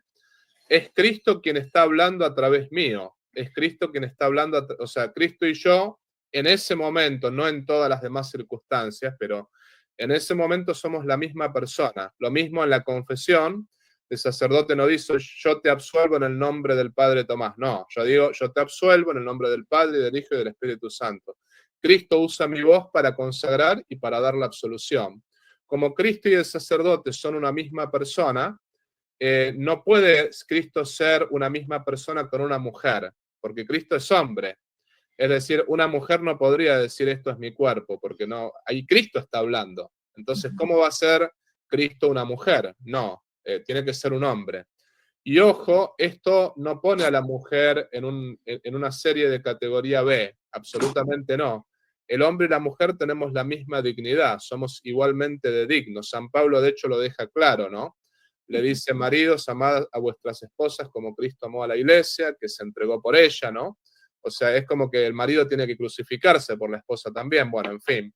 A lo que vamos es que así como el hombre no queda embarazado, porque eso le toca a las mujeres, bueno, así como la mujer queda embarazada y el hombre no, así como el hombre es físicamente más fuerte y la mujer por ahí es emocionalmente más fuerte, aunque no físicamente. Somos distintos pero complementarios. Bueno, Dios en su sabiduría eligió 12 apóstoles y eligió 72 discípulos para que actuasen in persona Christi. Y no eligió mujeres, ¿no? Por ese lado. Porque justamente el hombre tiene la función de ser cabeza y que representar a Jesucristo, y la mujer tiene función de ser el cuerpo, o sea, representar a la iglesia. Entonces, este es el argumento más fuerte en contra del sacerdocio femenino, aclarando que Cristo siempre eligió hombres, ¿no? Santi. Sí, yo quisiera, si ustedes me permiten, agregar algo más, porque me parece que el argumento que dio el padre es extraordinariamente bueno, pero entiendo que el protestante puede razonar de una forma distinta, ¿no? Por dar un ejemplo, el concepto de persona Christi no es algo que maneje, in persona Christi, perdón, no es algo que maneje el protestante, ¿se entiende? Entonces, puede ser de que hasta le resulte extraño. El padre dijo algo que me parece que es una de las cosas que yo te recomendaría que tengas muy presente, y es lo que Pablo enseñaba acerca del lugar de la mujer en la asamblea, en la iglesia. Recordá una cosa, porque si vos vas a hablar con amigas que son pastoras, son protestantes y han sido un determinado tiempo protestantes. Por ende, el protestante, recordá, es sola escritura. El protestante es sola escritura. Por ende, todo lo que cree, todo lo que confiesa, necesariamente debe estar en la Biblia. Debe estar en la Biblia. A partir de eso, vos le tenés que preguntar, ¿en qué momento los apóstoles en las Escrituras ordenaron a una mujer? ¿Dónde hay la ordenación de una mujer al ministerio, al sacerdocio, al pastorado, llamale como le quieras llamar? ¿Dónde los apóstoles ordenaron a una mujer? no vas a tener un solo caso, porque los apóstoles solamente ordenaban hombres. Entonces, si la Biblia es la única norma de fe infalible, si la Biblia es la única norma de fe infalible, y la Biblia a mí me enseña que los apóstoles únicamente ordenaban otros hombres, la pregunta es, ¿cuál es la justificación que tengo para ordenar mujeres? Es más, y yendo Quiero saber. un paso más adelante. Bueno, ¿y el apóstol Pablo qué es lo que enseñaba acerca de la mujer en aquel entonces? Bueno, fíjate, si el apóstol Pablo decía que una mujer no puede enseñarle a un hombre, ¿cómo a su vez va a pensar de que puede ser legítima la ordenación de pastoras? Que la pastora está para enseñar al pueblo, el pastor en este caso, obviamente, ¿no? El pastor pastorea. En el pastoreo espiritual debe enseñar. Pero si el apóstol Pablo dice de que una mujer no puede enseñar al varón, ¿cómo es que cabe en la cabeza el que los apóstoles hayan ordenado mujeres o que conciban la idea de mujeres ministras o pastoras o algo por el estilo? Va en contra de lo que enseña la Biblia. Entonces vos siempre, cuando hablas con un protestante, sentá las bases y dejalas sobre la mesa. Vos sos sola escritura. Vos creés que la Biblia es la única norma de fe infalible. Bien, donde la Biblia enseña de que esto es legítimo y pedile de que te lo justifique bíblicamente. Vas a ver que no va a poder. No, y además San Pablo es muy fuerte, ¿no? Dice en la asamblea la mujer calla, por ejemplo, lo cual, digamos, hay toda una explicación al respecto, ¿no? No se refiere a la mujer fuera de la iglesia, bueno, en otras circunstancias, ¿no? Pero sin embargo, San Pablo en eso es muy clarito, así que sí, yo iría con la escritura, pero después, esto que te dije te puede servir si te piden una explicación de por qué la iglesia no permite sacerdotisas, ¿no? Que justamente el otro día una mujer me decía, padre, usted y yo no lo veremos, pero en el futuro va a haber sacerdotisas en la iglesia. Yo le digo, bueno, mis bisabuelos lo decían también y se quedaron esperando. O sea, es más fácil que las vacas vuelen antes de que haya sacerdotisas en la iglesia católica. Ten en cuenta 1 de Timoteo capítulo 2, verso 12. Dice el apóstol Pablo, inspirado por el Espíritu Santo. Estas cosas siempre las tenés que recordar. El apóstol Pablo, inspirado por Dios mismo, dice, porque no permito a la mujer enseñar ni ejercer dominio sobre el hombre, sino estar en silencio. ¿Cómo podría, porque vos si te pones a pensar en las pastoras hoy en día, las pastoras hoy en día ejercen dominio sobre los hombres, enseñan dentro de la asamblea. Entonces, parece contradecir la enseñanza del apóstol Pablo siendo inspirado por el Espíritu Santo. ¿Se entiende? Entonces, llevar a la persona a razonar de esta manera le va a permitir quizás planteárselo, ¿no? Replanteárselo. Sí. Okay. Y la última pregunta es rápido, que si los ayunos son obligatorios, ¿es obligatorio ayunar o no? Algunos ayunos sí, por ejemplo, los ayunos de Semana Santa son obligatorios, pero por ejemplo no se aplica a la persona que está enferma o la persona que tiene algún problema de salud. Y después depende mucho de las conferencias episcopales. Por ejemplo, en Italia yo me acuerdo que el ayuno de carne, la abstinencia de carne los viernes era obligatoria. Se podía cambiar, por ejemplo, por el no consumir vino o el no consumir dulces o cosas por el estilo. Pero más allá de la obligatoriedad, lo que uno tiene que recordar es que uno no va a poder mantenerse firme en la fe si uno no ayuna. Porque, por ejemplo, el ayuno es para que nosotros podamos cumplir los mandamientos divinos y podamos ser fieles al Señor. San Pablo lo dice, castigo mi cuerpo, no sea que yo, habiendo predicado a otros, quede yo mismo descalificado, ¿no? Es como que realmente mucha gente dice, bueno, en realidad hay que ayunar de palabras, no hay que hablar mal del prójimo. No, bueno, eso es pecado, eso no entra dentro de la penitencia, ¿no? Porque la penitencia es privarse de algo lícito. Entonces, más allá de la obligatoriedad, más allá de que sea obligatorio o no, es bueno hacerlo, obviamente con prudencia. Por ejemplo, están también los otros extremos, aquellos que por ahí ayunan tanto que se deterioran la salud, eso tampoco, ¿no? Pero sin embargo, hay que hacer penitencia al punto tal que sea una molestia para mí y que no sea por soberbia, que yo diga, bueno, estoy siendo mejor que los demás. No, lo hago porque me reconozco pecador y lo hago o por la conversión de un amigo o para que yo mismo tener la fuerza de poder servir a Jesucristo, ¿no? Pero siempre con mucha humildad y reconociéndose a uno mismo pecador, ¿no? Ok, muchas gracias, Padre. ¿Me da su bendición? Cómo no, te bendiga Dios Todopoderoso, que es Padre, Hijo y Espíritu Santo. Gracias. Bueno, Merci, hasta luego, Dios te bendiga. Chau, chau. Es una plaga, las pastoras, el tema de las pastoras es una plaga. O sea, literal avanza más rápido que el coronavirus. El otro día tuve que ir a una reunión en un funeral, en una casa funeraria, me tocó ir a un desayuno donde había muchos pastores, y de repente viene y me da un abrazo una pastora bautista, ¿no?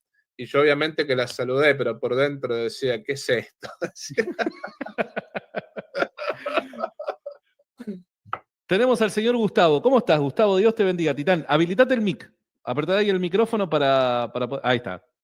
Bueno, ¿qué tal? Aquí quería hacer una pregunta.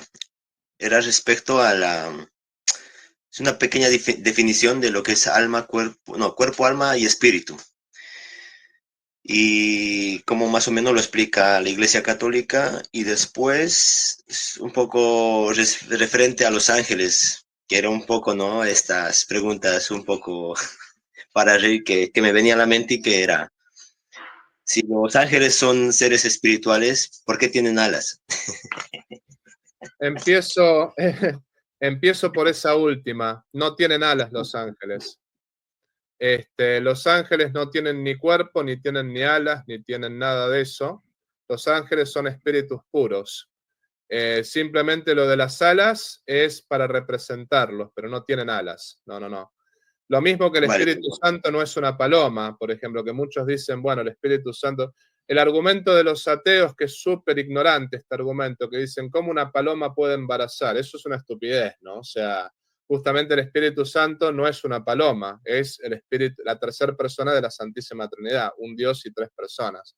Los ángeles no tienen alas, son representados con alas. Padre, porque Sí, lo decía en el templo.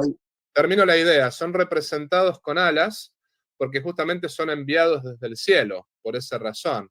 Pero es una forma de representarlos, no las tienen. Vale, bueno, gracias. Y lo otro, bueno, si me lo puede hacer un pequeño resumen de Sí, cuerpo, lo alma de y alma, espíritu. lo de alma, espíritu y cuerpo, ¿no? Hay varias explicaciones al respecto. La explicación que yo siempre he escuchado de muchos medievales, sobre todo de Santo Tomás, es que, por ejemplo, el alma es el principio vital que informa al cuerpo. O sea, por ejemplo, la diferencia entre un cadáver y una persona que se está moviendo, una persona que se mueve, es justamente que tenemos alma, tenemos ese principio vital. Y el espíritu es ese principio vital con las potencias superiores, con la inteligencia y con la voluntad. A eso se refiere el espíritu, ¿no? Bueno, no, porque veía que decían que hemos nacido para la vida espiritual. O sea, ¿cómo entenderlo esto? Porque claro, al final... las potencias del alma son la inteligencia y la voluntad. Eso es lo que nos hace propiamente espirituales. Por ejemplo, los animales también tienen alma, pero no tienen un alma espiritual. Ahí está la diferencia, ¿no? Justamente un animal, por más que uno lo haga estudiar matemática o lo haga estudiar biología, no va a aprender nunca, porque justamente no tiene la inteligencia. Somos seres espirituales porque tenemos un alma inmortal. Y la razón por la cual tenemos un alma inmortal es, o sea, por esas potencias de la inteligencia y la voluntad. Eso es lo que muestra la espiritualidad y la inmortalidad del alma, ¿no?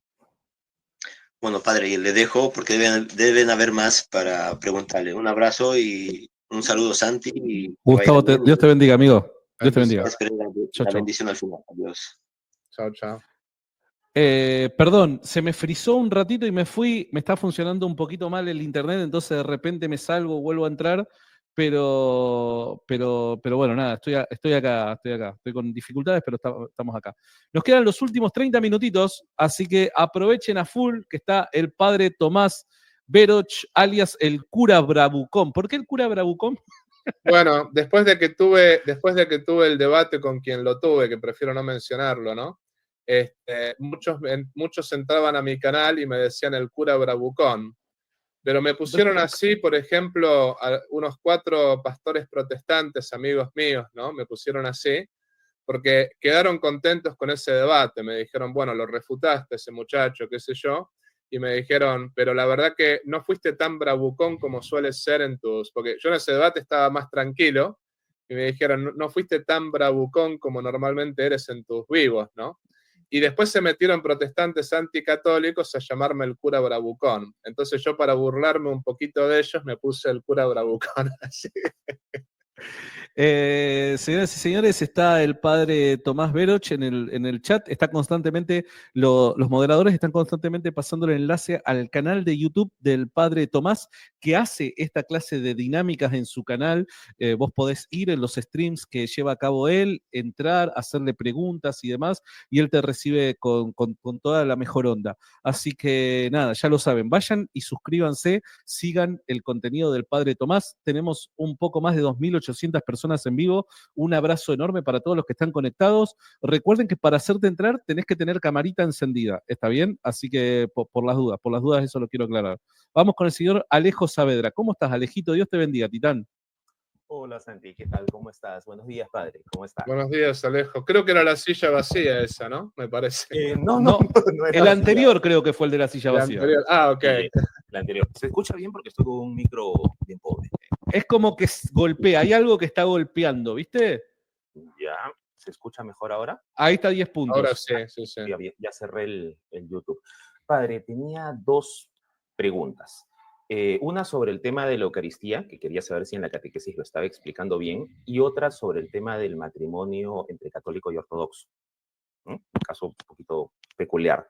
En la Eucaristía, quería saber si justo este tema de la actualización lo estaba explicando bien, porque normalmente en la catequesis uso otro enfoque. Les pregunto por el tema de ciencia, así como en un mundo que imaginemos, la realidad es una sola, pero se perciben dimensiones. Entonces, imaginémonos un mundo de 2 dimensiones, largo y alto. Nos encontramos frente a un cubo, el que está en un mundo de 2 dimensiones solo va a haber un cuadrado. Vas avanzando, cuadrado, cuadrado, cuadrado, no percibes la profundidad. Nosotros estamos en un mundo de 3 dimensiones, en el cual vemos largo, alto y profundo, pero siempre hay algo que nos trasciende, que es el tiempo. Es como tener un libro y le pasamos las hojitas, tic, tic, tic, tic, tic, tic, tic, ¿no? Y ese tiempo es lo que nos hace percibir esa dimensión que nos trasciende. Ahora, como Dios es supremo, hay actos de Dios que atraviesan todo el tejido de la historia, como si a ese libro con un montón de hojitas le pasáramos una aguja y un hilo que une todos los momentos y los hacen eternos. Esto creo que es lo que los judíos entendieron como ellos el sicarón o sicarión, su concepto de memorial, porque para ellos cuando comían la Pascua es ese hilo que atraviesa la historia, estaban comiendo la misma Pascua, el mismo Cordero, y me parece que por eso Dios eligió y preparó de esta forma al pueblo judío, para que, haciendo entender este acto que atraviesa el tejido de la historia, nosotros podamos entender la actualización del único sacrificio de Cristo. No sé si esté bien o estoy diciendo una herejía. Yo creo que está bien, mientras uno mantenga siempre, por ejemplo, que es el único sacrificio que se actualiza, mientras uno lo explique, pero me parece que la explicación está muy buena, ¿no? O sea, en sí mismo yo le veo lógica y creo que hasta es entendible para los niños, ¿no? Sí. Más bien dicho, uno puede buscar analogías y uno puede buscar ejemplos, ¿no? Mientras uno mantenga que es un solo sacrificio, porque sería herético, y eso muchos protestantes no lo saben, ¿no? Pero sería herético decir que hay más de un solo sacrificio, hay uno solo. Nosotros, por ejemplo, si un protestante me dice Cristo se inmoló una vez y para siempre, bueno, felicitaciones, ¿no? O sea, eso es lo que nosotros creemos también, pero que se actualiza. Justamente ese ejemplo que diste, por ejemplo, de ese hilo conductor, ¿no? Que justamente une a toda la historia, está espectacular, me pareció muy buena el ejemplo. Mientras se mantenga eso, un sacrificio que se actualiza, y obviamente la presencia real, todo lo que nosotros sabemos. Sabes que yo usaba el mismo ejemplo pero enfocado en la Trinidad. Pero me pareció interesante porque usaba exactamente el mismo ejemplo. Yo le decía, ¿cómo podría un ser de 2 dimensiones tratar de explicar algo en 3 dimensiones? Estaría muy limitado por las dimensiones. Sabés que exactamente el mismo ejemplo, pero yo lo enfocaba en el caso de la Trinidad. Ah, interesante. Ah, qué bueno. Me deja más tranquilo. Gracias. Y la otra pregunta, que sí es un poco delicada, no voy a mencionar ni año, ni parroquia, ni nada, porque es un caso al que no pude dar respuesta, simplemente dije, por favor, acude a alguien que conozca el derecho canónico mejor que yo. El caso de una persona que está casada por la Iglesia Católica y separada de facto, ¿no? Separada de facto y conoció a una ortodoxa y se fue a la Iglesia Ortodoxa y se casó. Entonces, ¿cuál es mi situación? Me preguntó. Yo le digo, no tengo ni idea, hermano. Me parece que hay algo raro ahí, pero pregúntale a alguien que sepa más que yo porque no quiero mandarte al desvío, ¿no? O sea, es la persona es católica la que le pasó esto. La persona es católica, casada por la Iglesia Católica con una católica, se Separada. separaron, 10, 15 años vivieron separados, conoció a una ortodoxa y se casó por la Iglesia Ortodoxa. Bueno, está viviendo en adulterio, efectivamente. Y porque, digamos, la Iglesia Ortodoxa, este es uno de los errores de la Iglesia Ortodoxa, ellos admiten un segundo matrimonio en algunos casos, ¿no? Pero, digamos, no es un matrimonio válido, no. Ah, bueno, buen dato. Yo no sí sabía me eso. abstuve porque no quería decir nada. Lamentablemente la Iglesia Ortodoxa es una de las cosas en las cuales también, además del primado, no sé si todas las iglesias ortodoxas, ojo, ¿no? Pero sé que al menos muchas de ellas admiten un segundo y en algunos casos hasta un tercer matrimonio. Por ejemplo, yo conozco el caso de un amigo de mi padre que se casó por la Iglesia Católica, se divorció y como no le salió la nulidad matrimonial por la Iglesia Católica, se hizo ortodoxo. Maravillosa jugada. Pero maravillosa jugada. Ortodoxa, y después murió la mujer de católica, y el que hizo volvió a la Iglesia Católica y se casó por la Iglesia Católica. ¡Ah, caramba! No, eso. Pero ciertamente ese hombre para mí no tenía amor a la verdad, yo se lo dije a mi padre, ¿no? Para mí era como que andaba de un lado a otro a ver dónde lo aceptaban, no había un amor a la verdad verdadero, ¿no? Pero claro. No, en este caso estamos hablando de un claro adulterio, ¿no? Porque, digamos, el hombre está casado por la Iglesia Católica y ese segundo matrimonio no le vale. Eso es así, digamos. Ahora, ¿no hay unidad en esto respecto de este tema o de otros temas entre los ortodoxos, ¿no? Porque o sea, si él, no tiene confesión. Claro, si él se hubiese casado por la Iglesia Ortodoxa y no hubiese estado casado anteriormente, aún así, como él es católico, él necesita un permiso de parte del obispo católico para casarse en la Iglesia Ortodoxa, pero sería una situación más fácil de resolver, ¿no? Porque uno dice, bueno, uno va a la Iglesia Católica y se hace una revalidación de ese matrimonio ortodoxo, ¿no? O sea, como que se lo revalida.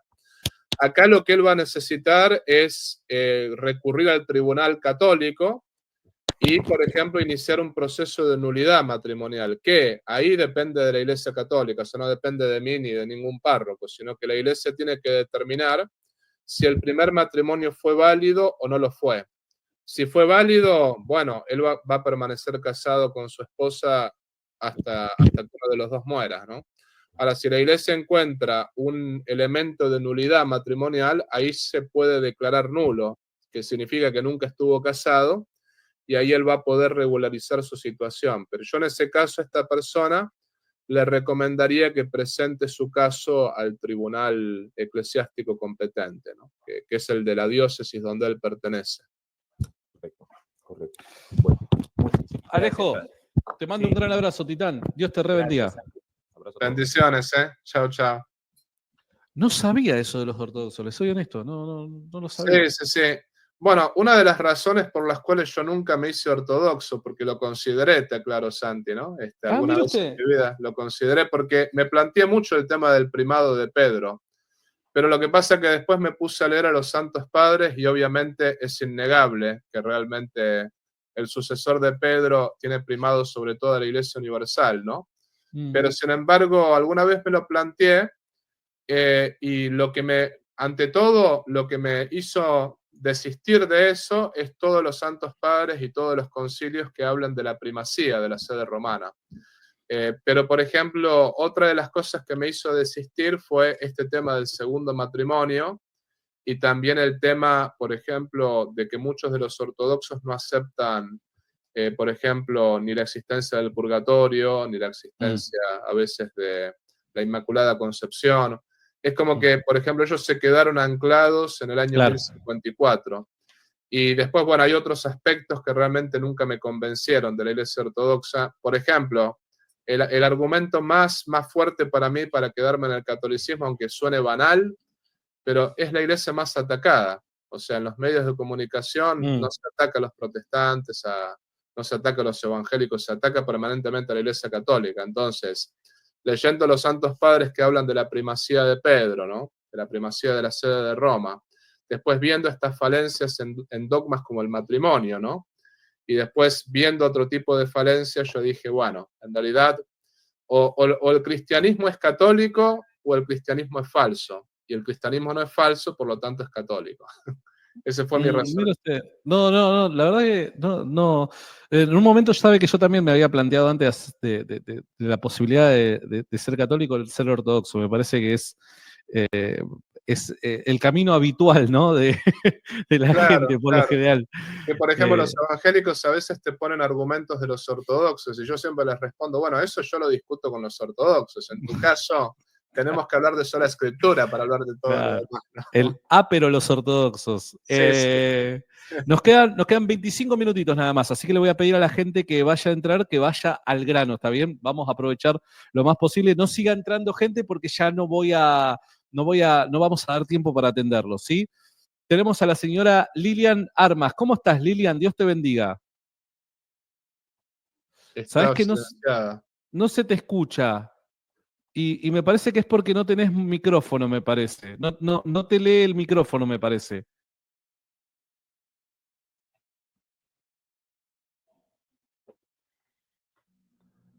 ¿Sabes que no te está leyendo? Pará, hagamos lo siguiente, Lilian. Yo te voy a mantener por fuera, fíjate si lo podés resolver, y ni bien esté resuelto, te vuelvo a hacer entrar. Así no perdés tu lugar. Dale, te mando un abrazo. Lo tenemos al señor Alexis Rodríguez. Hola, Alexis, Dios te bendiga. ¿Qué tal, Santi? Padre, ¿qué tal? Buen día por acá. Al grano necesito. Sí, con gusto. Solo tengo una duda con el tema de la Divina Misericordia. Quiero tomar como referencia en Gálatas 1 en adelante, hay una parte donde San Pablo menciona de que, pero ni un ángel que venga del cielo predicará un nuevo evangelio. No sé cómo es el contexto, pero creo que sí me capta. Entonces, entre la fiesta de Divina Misericordia, o sea, se le reveló a una santa. Entonces, eso no entraría como un concepto de, o sea, cómo la iglesia pudo venir y adoptar, es decir, ok, sí es cierto, Cristo se le apareció, pero entendemos de que Cristo, pues, hasta donde yo tengo entendido, solo se volvió a aparecer bíblicamente en la conversión de Pablo. Entonces, por ahí va mi pregunta, porque incluso entre las promesas dice que tenga un cuadro, entonces estamos hablando de que Cristo está diciendo que tengan una imagen mía del Sagrado Corazón. Ahí es mi duda. El tema está que, por ejemplo, la Iglesia Católica cuando aprueba una revelación privada, lo primero que hace es decir, esta revelación no contiene nada contra el Evangelio, no contiene absolutamente, o sea, todo tiene que estar basado en el Evangelio y todo tiene que estar basado también en la tradición, porque cuando San Pablo dice ahí que sea maldito aquel que, aunque un ángel del cielo baje, etcétera, etcétera, la revelación es la Biblia y la tradición, ambas dos, no solamente la Biblia. Porque justamente la tradición, como dice en 1 Corintios 11, 1, 2, dice que justamente hay que alejarse de toda persona que no vaya según la tradición apostólica, que es tradición oral, se entiende, ¿no? Entonces, con respecto a esto que preguntas, es importante recordar que la Iglesia, cuando aprueba esto de la Divina Misericordia, lo que está diciendo es no tiene nada ni contra el Evangelio ni contra la tradición, es todo coherente con lo mismo. O sea, no hay nada. Y después lo que hay que recordar es que en Mateo 16, 18, Cristo le da a Pedro el poder de atar y desatar. No significa que el Papa puede, por ejemplo, cambiar el depósito de la fe. Eso no. El Papa es el custodio del depósito de la fe. No lo cambia. Pero, sin embargo, lo que hace es decir, bueno, esta revelación en concreto no tiene nada contra el depósito de la fe. ¿Acaso en esta revelación tú encuentras algo contrario a la fe católica o a la fe cristiana? En tema, o sea, no, lo que sucede es que a veces he tenido ciertos conflictos en búsqueda, y eso se lo culpo a Santi. A veces el cuestionarse ciertas cosas te hace crecer mucho entre nuestra doctrina. Entonces yo decir, bueno, vamos a poner en tela de juicio por qué nosotros creemos que X santo se le apareció, tuvo cierta relación y ahora pues es parte de un crecimiento más, algo que podemos encontrar gracias ahí. Pero entonces No yo me estás juzgo. no estás obligado a creer en las apariciones privadas. Esto la iglesia lo dice, ¿no? Cuando se aprueba una aparición privada, se dice, bueno, no tiene nada contrario a la fe. Después está en ti el hecho de querer seguir ese tipo de revelación o no, ¿no? Pero, por ejemplo, lo que la iglesia te está diciendo, si sigues esta revelación, como el caso de la Divina Misericordia, Fátima, Lourdes, ¿no? Rosa Mística, no vas a errarle en la fe, porque no tiene nada contra la fe. Es todo lo que dice la iglesia al respecto, ¿no? Y quisiera una cosita nada más agregar. Vos hablaste del caso de Pablo, ¿no? Como presentándolo como el último. Tenemos que ver en el sentido en el que Pablo lo dice, porque recordá, número uno, en ese momento dice que fue el último, porque después tenemos el libro de Apocalipsis en donde Jesús se le aparece nuevamente a Juan. ¿Se entiende? Entonces, y en la Biblia en ningún momento dice que Jesús no va a volver a aparecer de diferentes formas a personas en la iglesia. ¿Se entiende? El punto de referencia tiene que ser la doctrina. Bueno, ¿hay un nuevo evangelio o no hay un nuevo evangelio? Si está en armonía con el evangelio, bueno, pará, esto no parece venir de la obra, no parece ser obra del demonio o algo por el estilo, porque está en armonía con el evangelio, ¿se entiende? Cuando Pablo habla del anatema, habla, si alguien trajere otro evangelio, pero esto no es otro evangelio, este es el evangelio, y es reitero, más allá de la libertad que cada uno puede llegar a tener en creer o no creer, esto simplemente comunica de una forma distinta el mismo evangelio predicado desde siempre. ¿Se entiende?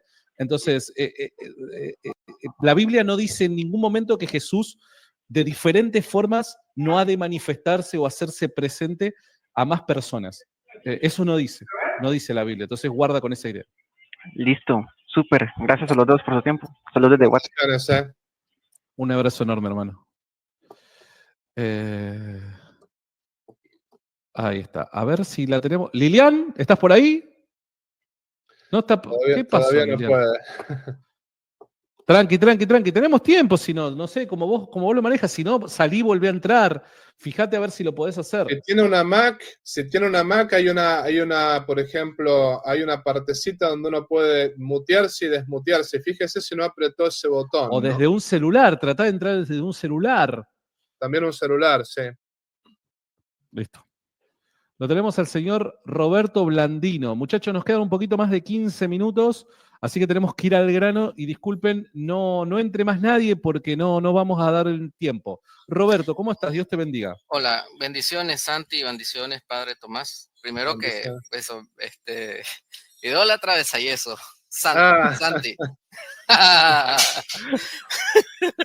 Bueno, mi pregunta es sencilla. Yo como catequista siempre de repente me toma dar catequesis de repente a adultos que vienen de otras religiones, que están en estado de conversión, y a veces uno se toca con el tema de Apocalipsis 12. La iglesia, a mí me agrada mucho la delineación de entender de que ahí es la Virgen, por muchos de los signos es mucho más apegado, pero también la iglesia acepta de que ahí esa mujer también en ciertas partes es la iglesia, pero a veces a mí me cuesta como no conjugar esas dos visiones. Entonces quisiera saber si usted me podría ayudar más o menos, algo sencillo de cómo explicar, ciertamente todos los signos apuntan que es la Virgen, pero la iglesia también afirma, en varios padres de la iglesia o en la historia, también ha afirmado que también podría ser la iglesia por ciertas cosas, pero yo como catequista a veces me cuesta a esas personas que vienen cómo explicar esas dos. Cuando ellos vienen con esa duda, me explican, no es que yo les explico así, sino que ellos de repente vienen y me preguntan, pero he leído esto y esto, ¿cómo conjugo esta? Lo que hay que decir al respecto es que no todo es dogmático en las Sagradas Escrituras. Ante todo, hay textos que son un poquito oscuros. Ese texto que estás mencionando, hay santos padres que lo atribuyen a la Virgen y hay santos padres que lo atribuyen a la Iglesia.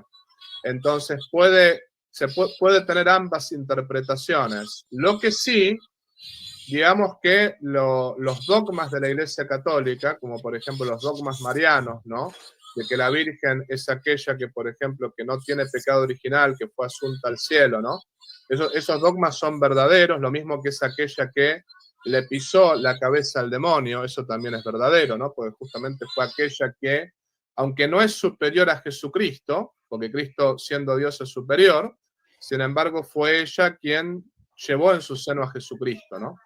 Como que lo que te quiero decir, ese pasaje se puede interpretar tanto de la Virgen como de la Iglesia. Yo, particularmente, la explicación que me han dado en el seminario es que lo más plausible es interpretar lo que es la Virgen, ¿no? Que justamente porque habla justamente de una mujer que huyó al desierto, que justamente que el demonio la persiguió. Es como que realmente ahí se puede ver, por ejemplo, la historia de la persecución que Cristo tuvo que sufrir, ¿no? O sea, se puede ver claramente varios aspectos. En el seminario como que los profesores siempre nos decían, se refiere a la Virgen, pero también está la otra interpretación. Sin embargo, una cosa no quita la otra, ¿no? Porque tanto la Iglesia como la Virgen son mujeres, ¿no? O sea, la Iglesia también es mujer en ese sentido. Entonces, una cosa no quita la otra. Lo que yo haría es decirle a los muchachos catequizados, en primer lugar, yo interpretaría que es la Virgen, pero sin embargo la Iglesia no excluye esta otra interpretación, porque hay muchos pasajes, la Iglesia no ha hecho un dogma de cada pasaje bíblico, ¿no? Hay realmente pasajes bíblicos que puedan tener diversas interpretaciones que todavía no está, no es que no haya, por ejemplo, lo que dice el Catecismo de la Iglesia Católica es lo siguiente: la revelación ya está toda revelada, no hay nada que no esté revelado, pero no está explicitada. Entonces la Iglesia alrededor de los siglos, a lo largo de los siglos, la va explicitando a medida que el Espíritu Santo va revelando ciertas cosas, ¿no? Santi, ¿querías agregar algo más?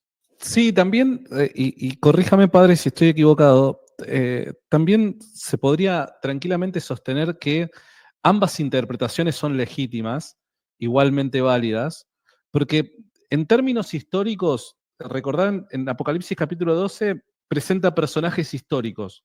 Se habla de Jesús de Nazaret, personaje histórico, y se habla de su madre. Entonces, hay una dirección histórica, ¿no? Obviamente el libro de Apocalipsis no es un libro que pretenda hacer una descripción histórica de hechos o acontecimientos, pero sí utiliza referentes históricos para comunicar verdades teológicas. ¿Está bien? Entonces, el personaje histórico Virgen María está presente porque está la madre de aquel que ha de regir las naciones con vara de hierro, que es Cristo. Entonces, ¿la Virgen María es una correcta interpretación? Sí, claro que lo es. Pero esta Virgen María, además de su rol como madre de Jesucristo, históricamente hablando, también podría estar tipificando a la Iglesia.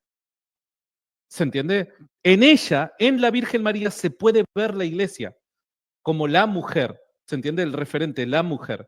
Entonces, aquí el personaje histórico Virgen María podría estar referenciando también en parte del pasaje a la Iglesia. En ella podemos ver, en la Virgen podemos ver la Iglesia, una figura de la Iglesia. Entonces, tranquilamente se puede interpretar los dos, se puede aceptar legítimamente las dos interpretaciones. No sé si estuve sí, correcto. Y de hecho eso está bueno aclararlo, porque la Virgen también es la tipificación de la Iglesia, ciertamente, eso. Sí. La Iglesia es madre, ¿no? Sí, fíjese que me gustó bastante, Santi, cómo voy a redactarlo, porque eso uniría perfectamente como bueno, la muchas que gracias. Perfecto. Gracias. Adiós. Qué grande, ¿eh? Vamos. Dios te bendiga, Robert. Dios te bendiga. El besayesos. Chau. Bueno, a ver, nos quedan 10 minutitos nada más. 10 minutitos y vamos con el señor Aldo Trinidad. ¿Qué haces, Aldito? ¿Cómo estás? Dios te bendiga, Titán. Buen día, Titán. Hola, hermano, ¿qué tal? Una preguntita nada más. Así A ver. rápido. A ver. ¿Sabes qué, hermano? Tenemos un problemita con el audio. Con el audio. ¿Me escucho más yo que vos? Que vos. Hola. Se escucha eco. Sí, tenés un problemita con el audio. Hermano. Perdón, salí y volví a entrar porque porque estamos con un problemita. Perdón, lo tuve que sacar al No hermano. lo podés silenciar mientras nosotros hablamos, capaz que así no se escucha ese eco. Puede ser, puede ser, puede ser. Ahí le vamos a pedir de que vuelva a entrar. La tenemos de vuelta a la señora Liliana Armas. ¿Me escuchan ahora sí? Ahora sí. Sí, Bien. qué bueno. Padre Sánchez, saludo para los dos. Los quiero muchísimo. De lejos, estoy en Venezuela, soy peruana y tengo el siguiente problemita. Soy católica. Hace como 3 años me enserié con mi religión, aprendiendo, pero siempre he estado rodeada de personas que son de otra religión o católicos light, ¿no? Ahorita tengo 2 muy queridos, muy light, que estuvimos hablando sobre las religiones. Ellos defienden mucho lo que es toda esta creencia de la nueva era, ¿no? Y algo que me dijeron es que ¿por qué yo limito a Dios? Si Dios puede estar en el cristianismo, Dios puede estar en el budismo, Dios puede estar en el hinduismo, que yo lo estoy encasillando en una religión porque yo la abrazo. Y cómo yo puedo dar certeza de que ese Dios que hay en otras religiones no es el mismo Dios que se adapta a sus culturas. Entonces, yo sencillamente les dije porque no hay un hilo que yo vea que hay una unidad en lo que nosotros creemos como fe. Y me dijeron, y entonces, ¿y cómo tú puedes dar certeza que entonces tú estás en lo correcto? Que yo soy que me estoy apropiando de Dios para decir yo que Él es así y que los demás están equivocados, ¿no? Entonces, quería ver qué me podían ustedes decir al respecto. Primero, es imposible que Dios esté en todas las religiones, porque todas las religiones dicen cosas contradictorias. Por ejemplo, Dios estaría mintiendo. Si Dios le dice, por ejemplo, a los budistas, Cristo no es Dios, y nos dice a nosotros, Cristo es Dios, entonces Dios miente. Y la mentira es la falta de verdad, la falta de una perfección. Por lo tanto, Dios no puede mentirnos, todo lo contrario, ¿no? Sino que Dios es la verdad en cuanto tal. Entonces, no puede, como todas las religiones se contradicen mutuamente, la contradicción y Dios son totalmente incompatibles. Ese es el punto, ¿no? Lo mismo, no podría haber muchos dioses. ¿Por qué razón? Porque o esos dioses son todos iguales en poder, pero si son todos iguales en poder, significa que ninguno tiene el poder absoluto sobre el otro. Entonces significa que Dios está limitado en su poder ahí. Por lo tanto, uno tiene que ser Dios y los demás no. Ahí está el punto, ¿no? Y justamente Dios tiene que ser uno solo. Y las 3 religiones monoteístas que existen son el cristianismo, el islam y el judaísmo. Entonces, por ejemplo, Mahoma, nadie esperaba su venida. En cambio, Jesucristo, por ejemplo, fue anunciado 800 años antes de su venida por los profetas. Isaías, en Isaías 53, por ejemplo, se habla del siervo sufriente, ¿no? No solamente por los profetas judíos, sino Virgilio, un poeta romano, decía 46 años antes del nacimiento de Cristo que un niño iba a salvar a la humanidad. Y los reyes magos, que eran de Oriente, de Irak, Irán, esos lugares, esperaban un Mesías con la característica de Jesucristo. Por ejemplo, los islámicos, Mahoma nadie lo esperaba en la historia. Y después Cristo hizo algo que no hizo nadie, que fue dividir la historia en 2, antes de él y después de él. Es una de las características propias que muestra el mesianismo de Jesucristo. Pero la tercera característica es que Cristo vino, a diferencia de Mahoma, que promete, por ejemplo, ríos de leche y miel, que promete bienes materiales en esta vida, que promete 15 vírgenes para los hombres después de esta vida, etcétera, etcétera. Cristo vino a morir, y vino a morir para dar la vida. Justamente un Dios de amor que se hace hombre y viene a morir para salvarnos a todos nosotros, ¿no? Esto es lo que diferencia a Jesucristo de Mahoma y lo diferencia inclusive hasta como ser humano, ¿no? Yo les recomiendo leer el libro, si tiene la oportunidad, Vida de Cristo, de Fulton Sheen, donde ahí aparecen estas 3 diferencias de manera mucho mejor explicadas, pero al mismo tiempo ahí explica, por ejemplo, por qué Cristo era el Mesías esperado por los judíos, tanto, por ejemplo, por los profetas, tanto por inclusive los patriarcas, todas las referencias al mesianismo de Cristo, al punto tal que, por ejemplo, los judíos que usaban hasta los primeros siglos del cristianismo usaban la Septuaginta, que era el texto griego, ¿no? Tuvieron que volver al hebreo. ¿Por qué razón? Porque muchos judíos se les estaban convirtiendo al cristianismo con el texto griego, que justamente estaban bien acentuados todo lo que los profetas decían acerca de las profecías mesiánicas, ¿no? Dicho todo esto, lo que hay que decir, después Santi si querés agregar algo más, pero dicho todo esto es, Dios no puede contradecirse, por tanto, como las religiones dicen cosas distintas, o Dios está mintiendo o en realidad los que se mienten son los hombres. Los que se mienten son los hombres, por lo tanto Dios no miente, no puede haber muchas religiones iguales, tiene que haber una verdadera y las demás falsas. No puede haber muchos dioses, porque de lo contrario ninguno sería todopoderoso. Tiene que haber un solo Dios que sea todopoderoso. Y de las religiones monoteístas hay más evidencia que el cristianismo es la religión verdadera que las demás. Y después, por otra parte, dentro del cristianismo hay miles de pasajes en el Denzinger, por ejemplo, está el concilio de Calcedonia, está el concilio de Éfeso, está el concilio de Nicea, está, por ejemplo, el concilio de Lyon. Después, por otra parte, están los santos padres San Ignacio de Antioquía, San Policarpo, San Cirilo de Jerusalén, todos que afirman, por ejemplo, la primacía de Pedro, la primacía del obispo de Roma. Entonces, dentro del cristianismo, la religión católica es la verdadera en ese sentido, ¿no? Yo sé que todo esto que le estoy diciendo, muchos no lo van a aceptar, pero usted cuando hable con ellos, al menos llévelos a que tiene que haber una sola religión verdadera y un solo Dios verdadero. Porque Dios no puede mentirle a los hombres, ¿no? O sea, mentirosos somos nosotros, en cambio los hombres, mentirosos somos nosotros, en cambio Dios no. Y nosotros explicamos, por último, como para concluir la idea, explicamos las diversas religiones por el pecado original. Justamente Adán y Eva tenían el conocimiento del Dios uno y trino. Y en cambio, por el pecado, los hombres empezaron a adorar ídolos, empezaron a formar sus propias religiones. La diversidad de religiones no viene por Dios, sino viene por el hombre, que el hombre justamente al ser infiel a Dios con el pecado, terminó manifestándose adorando los ídolos, que son obras de sus propias manos, ¿no? Claro. Yo quisiera añadir solo un puntito más, capaz que te sirve.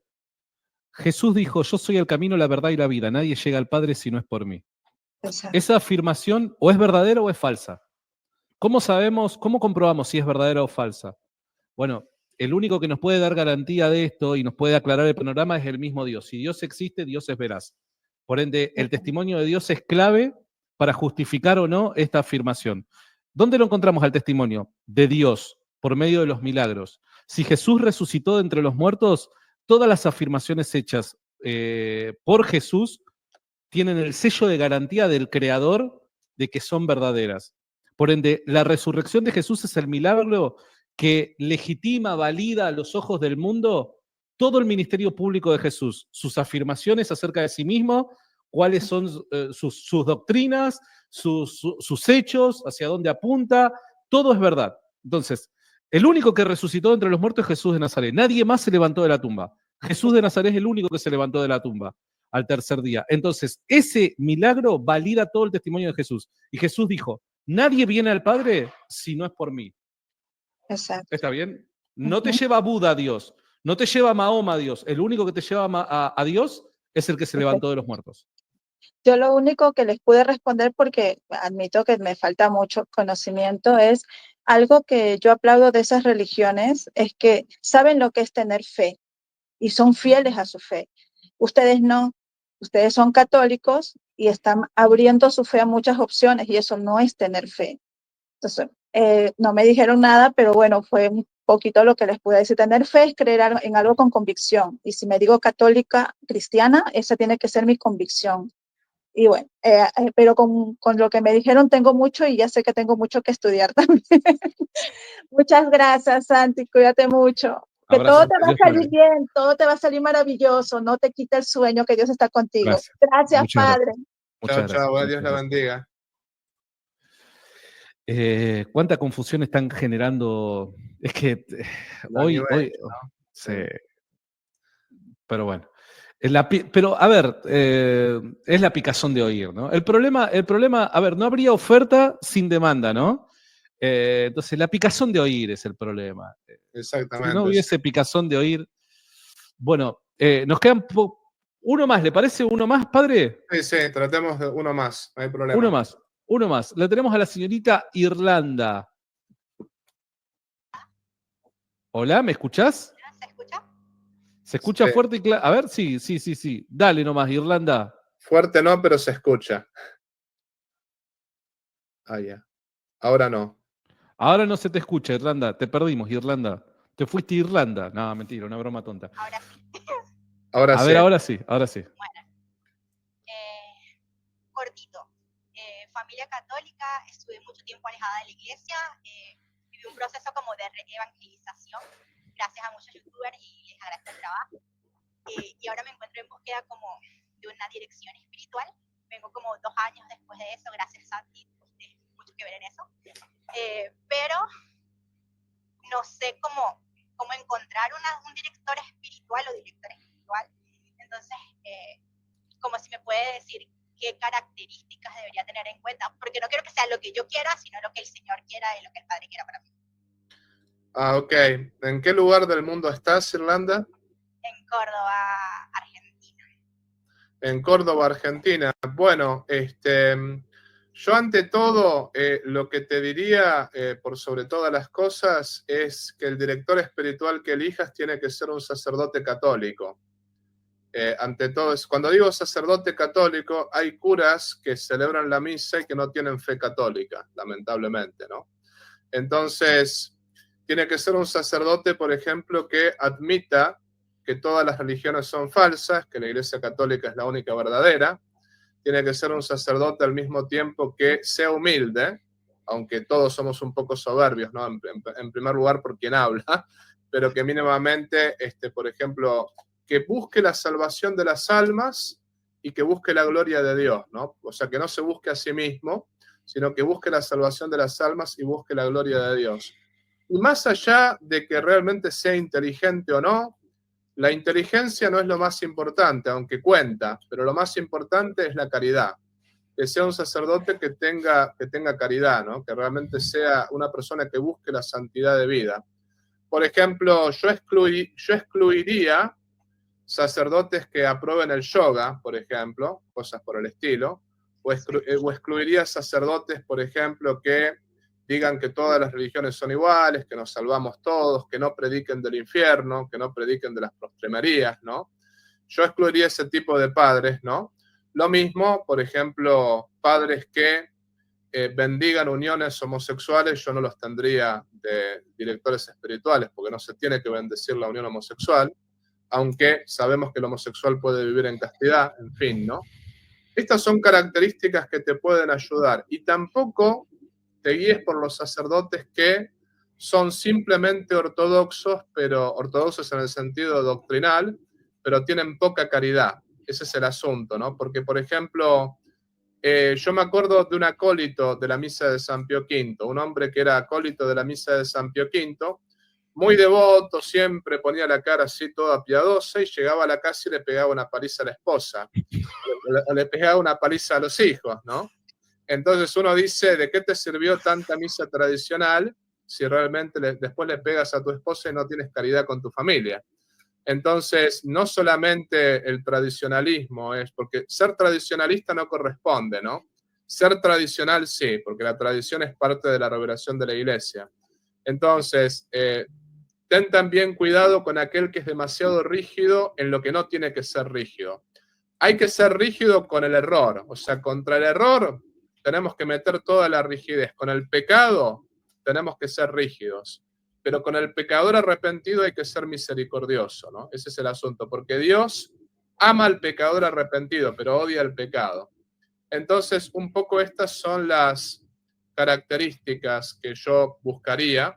Y si estás en Córdoba, yo te diría un buen sacerdote, aunque la Fraternidad San Pío X sabemos que no está en plena comunión con la Iglesia, pero sin embargo tienen permiso para celebrar misa, tienen permiso para confesar. Hoy en día tienen ese permiso del Papa, ¿no? Yo no sé si está ahí el padre pero por ejemplo el padre Luis María Canale es un buen sacerdote. Yo antes solía decir, yo soy muy crítico de la Fraternidad San Pío X, pero tengo que reconocer que el padre Luis María Canale es un santo sacerdote, ¿no? Yo a él le consulto, no es mi director espiritual, sin embargo yo a él de vez en cuando le consulto cosas, ¿no? Digo esto porque no conozco otro en Córdoba, o sea, pienso que él está en Córdoba. Puede ser una opción, ¿no? Pero este es mi consejo. Habría mucho más que decir, ¿no? Pero... Sí, entiendo que el tiempo es cortito y, bueno, el hijo se llama Luis María Canales, sí, yo sé que aquí está la fraternidad. Sí, Luis María Canales. Sí, acá lo anoté. Irlanda, te mando un gran abrazo. Que Dios te bendiga y gracias por haber entrado. Genial. Bendiciones, Dios te bendiga. Chao, chao. Bueno, padre,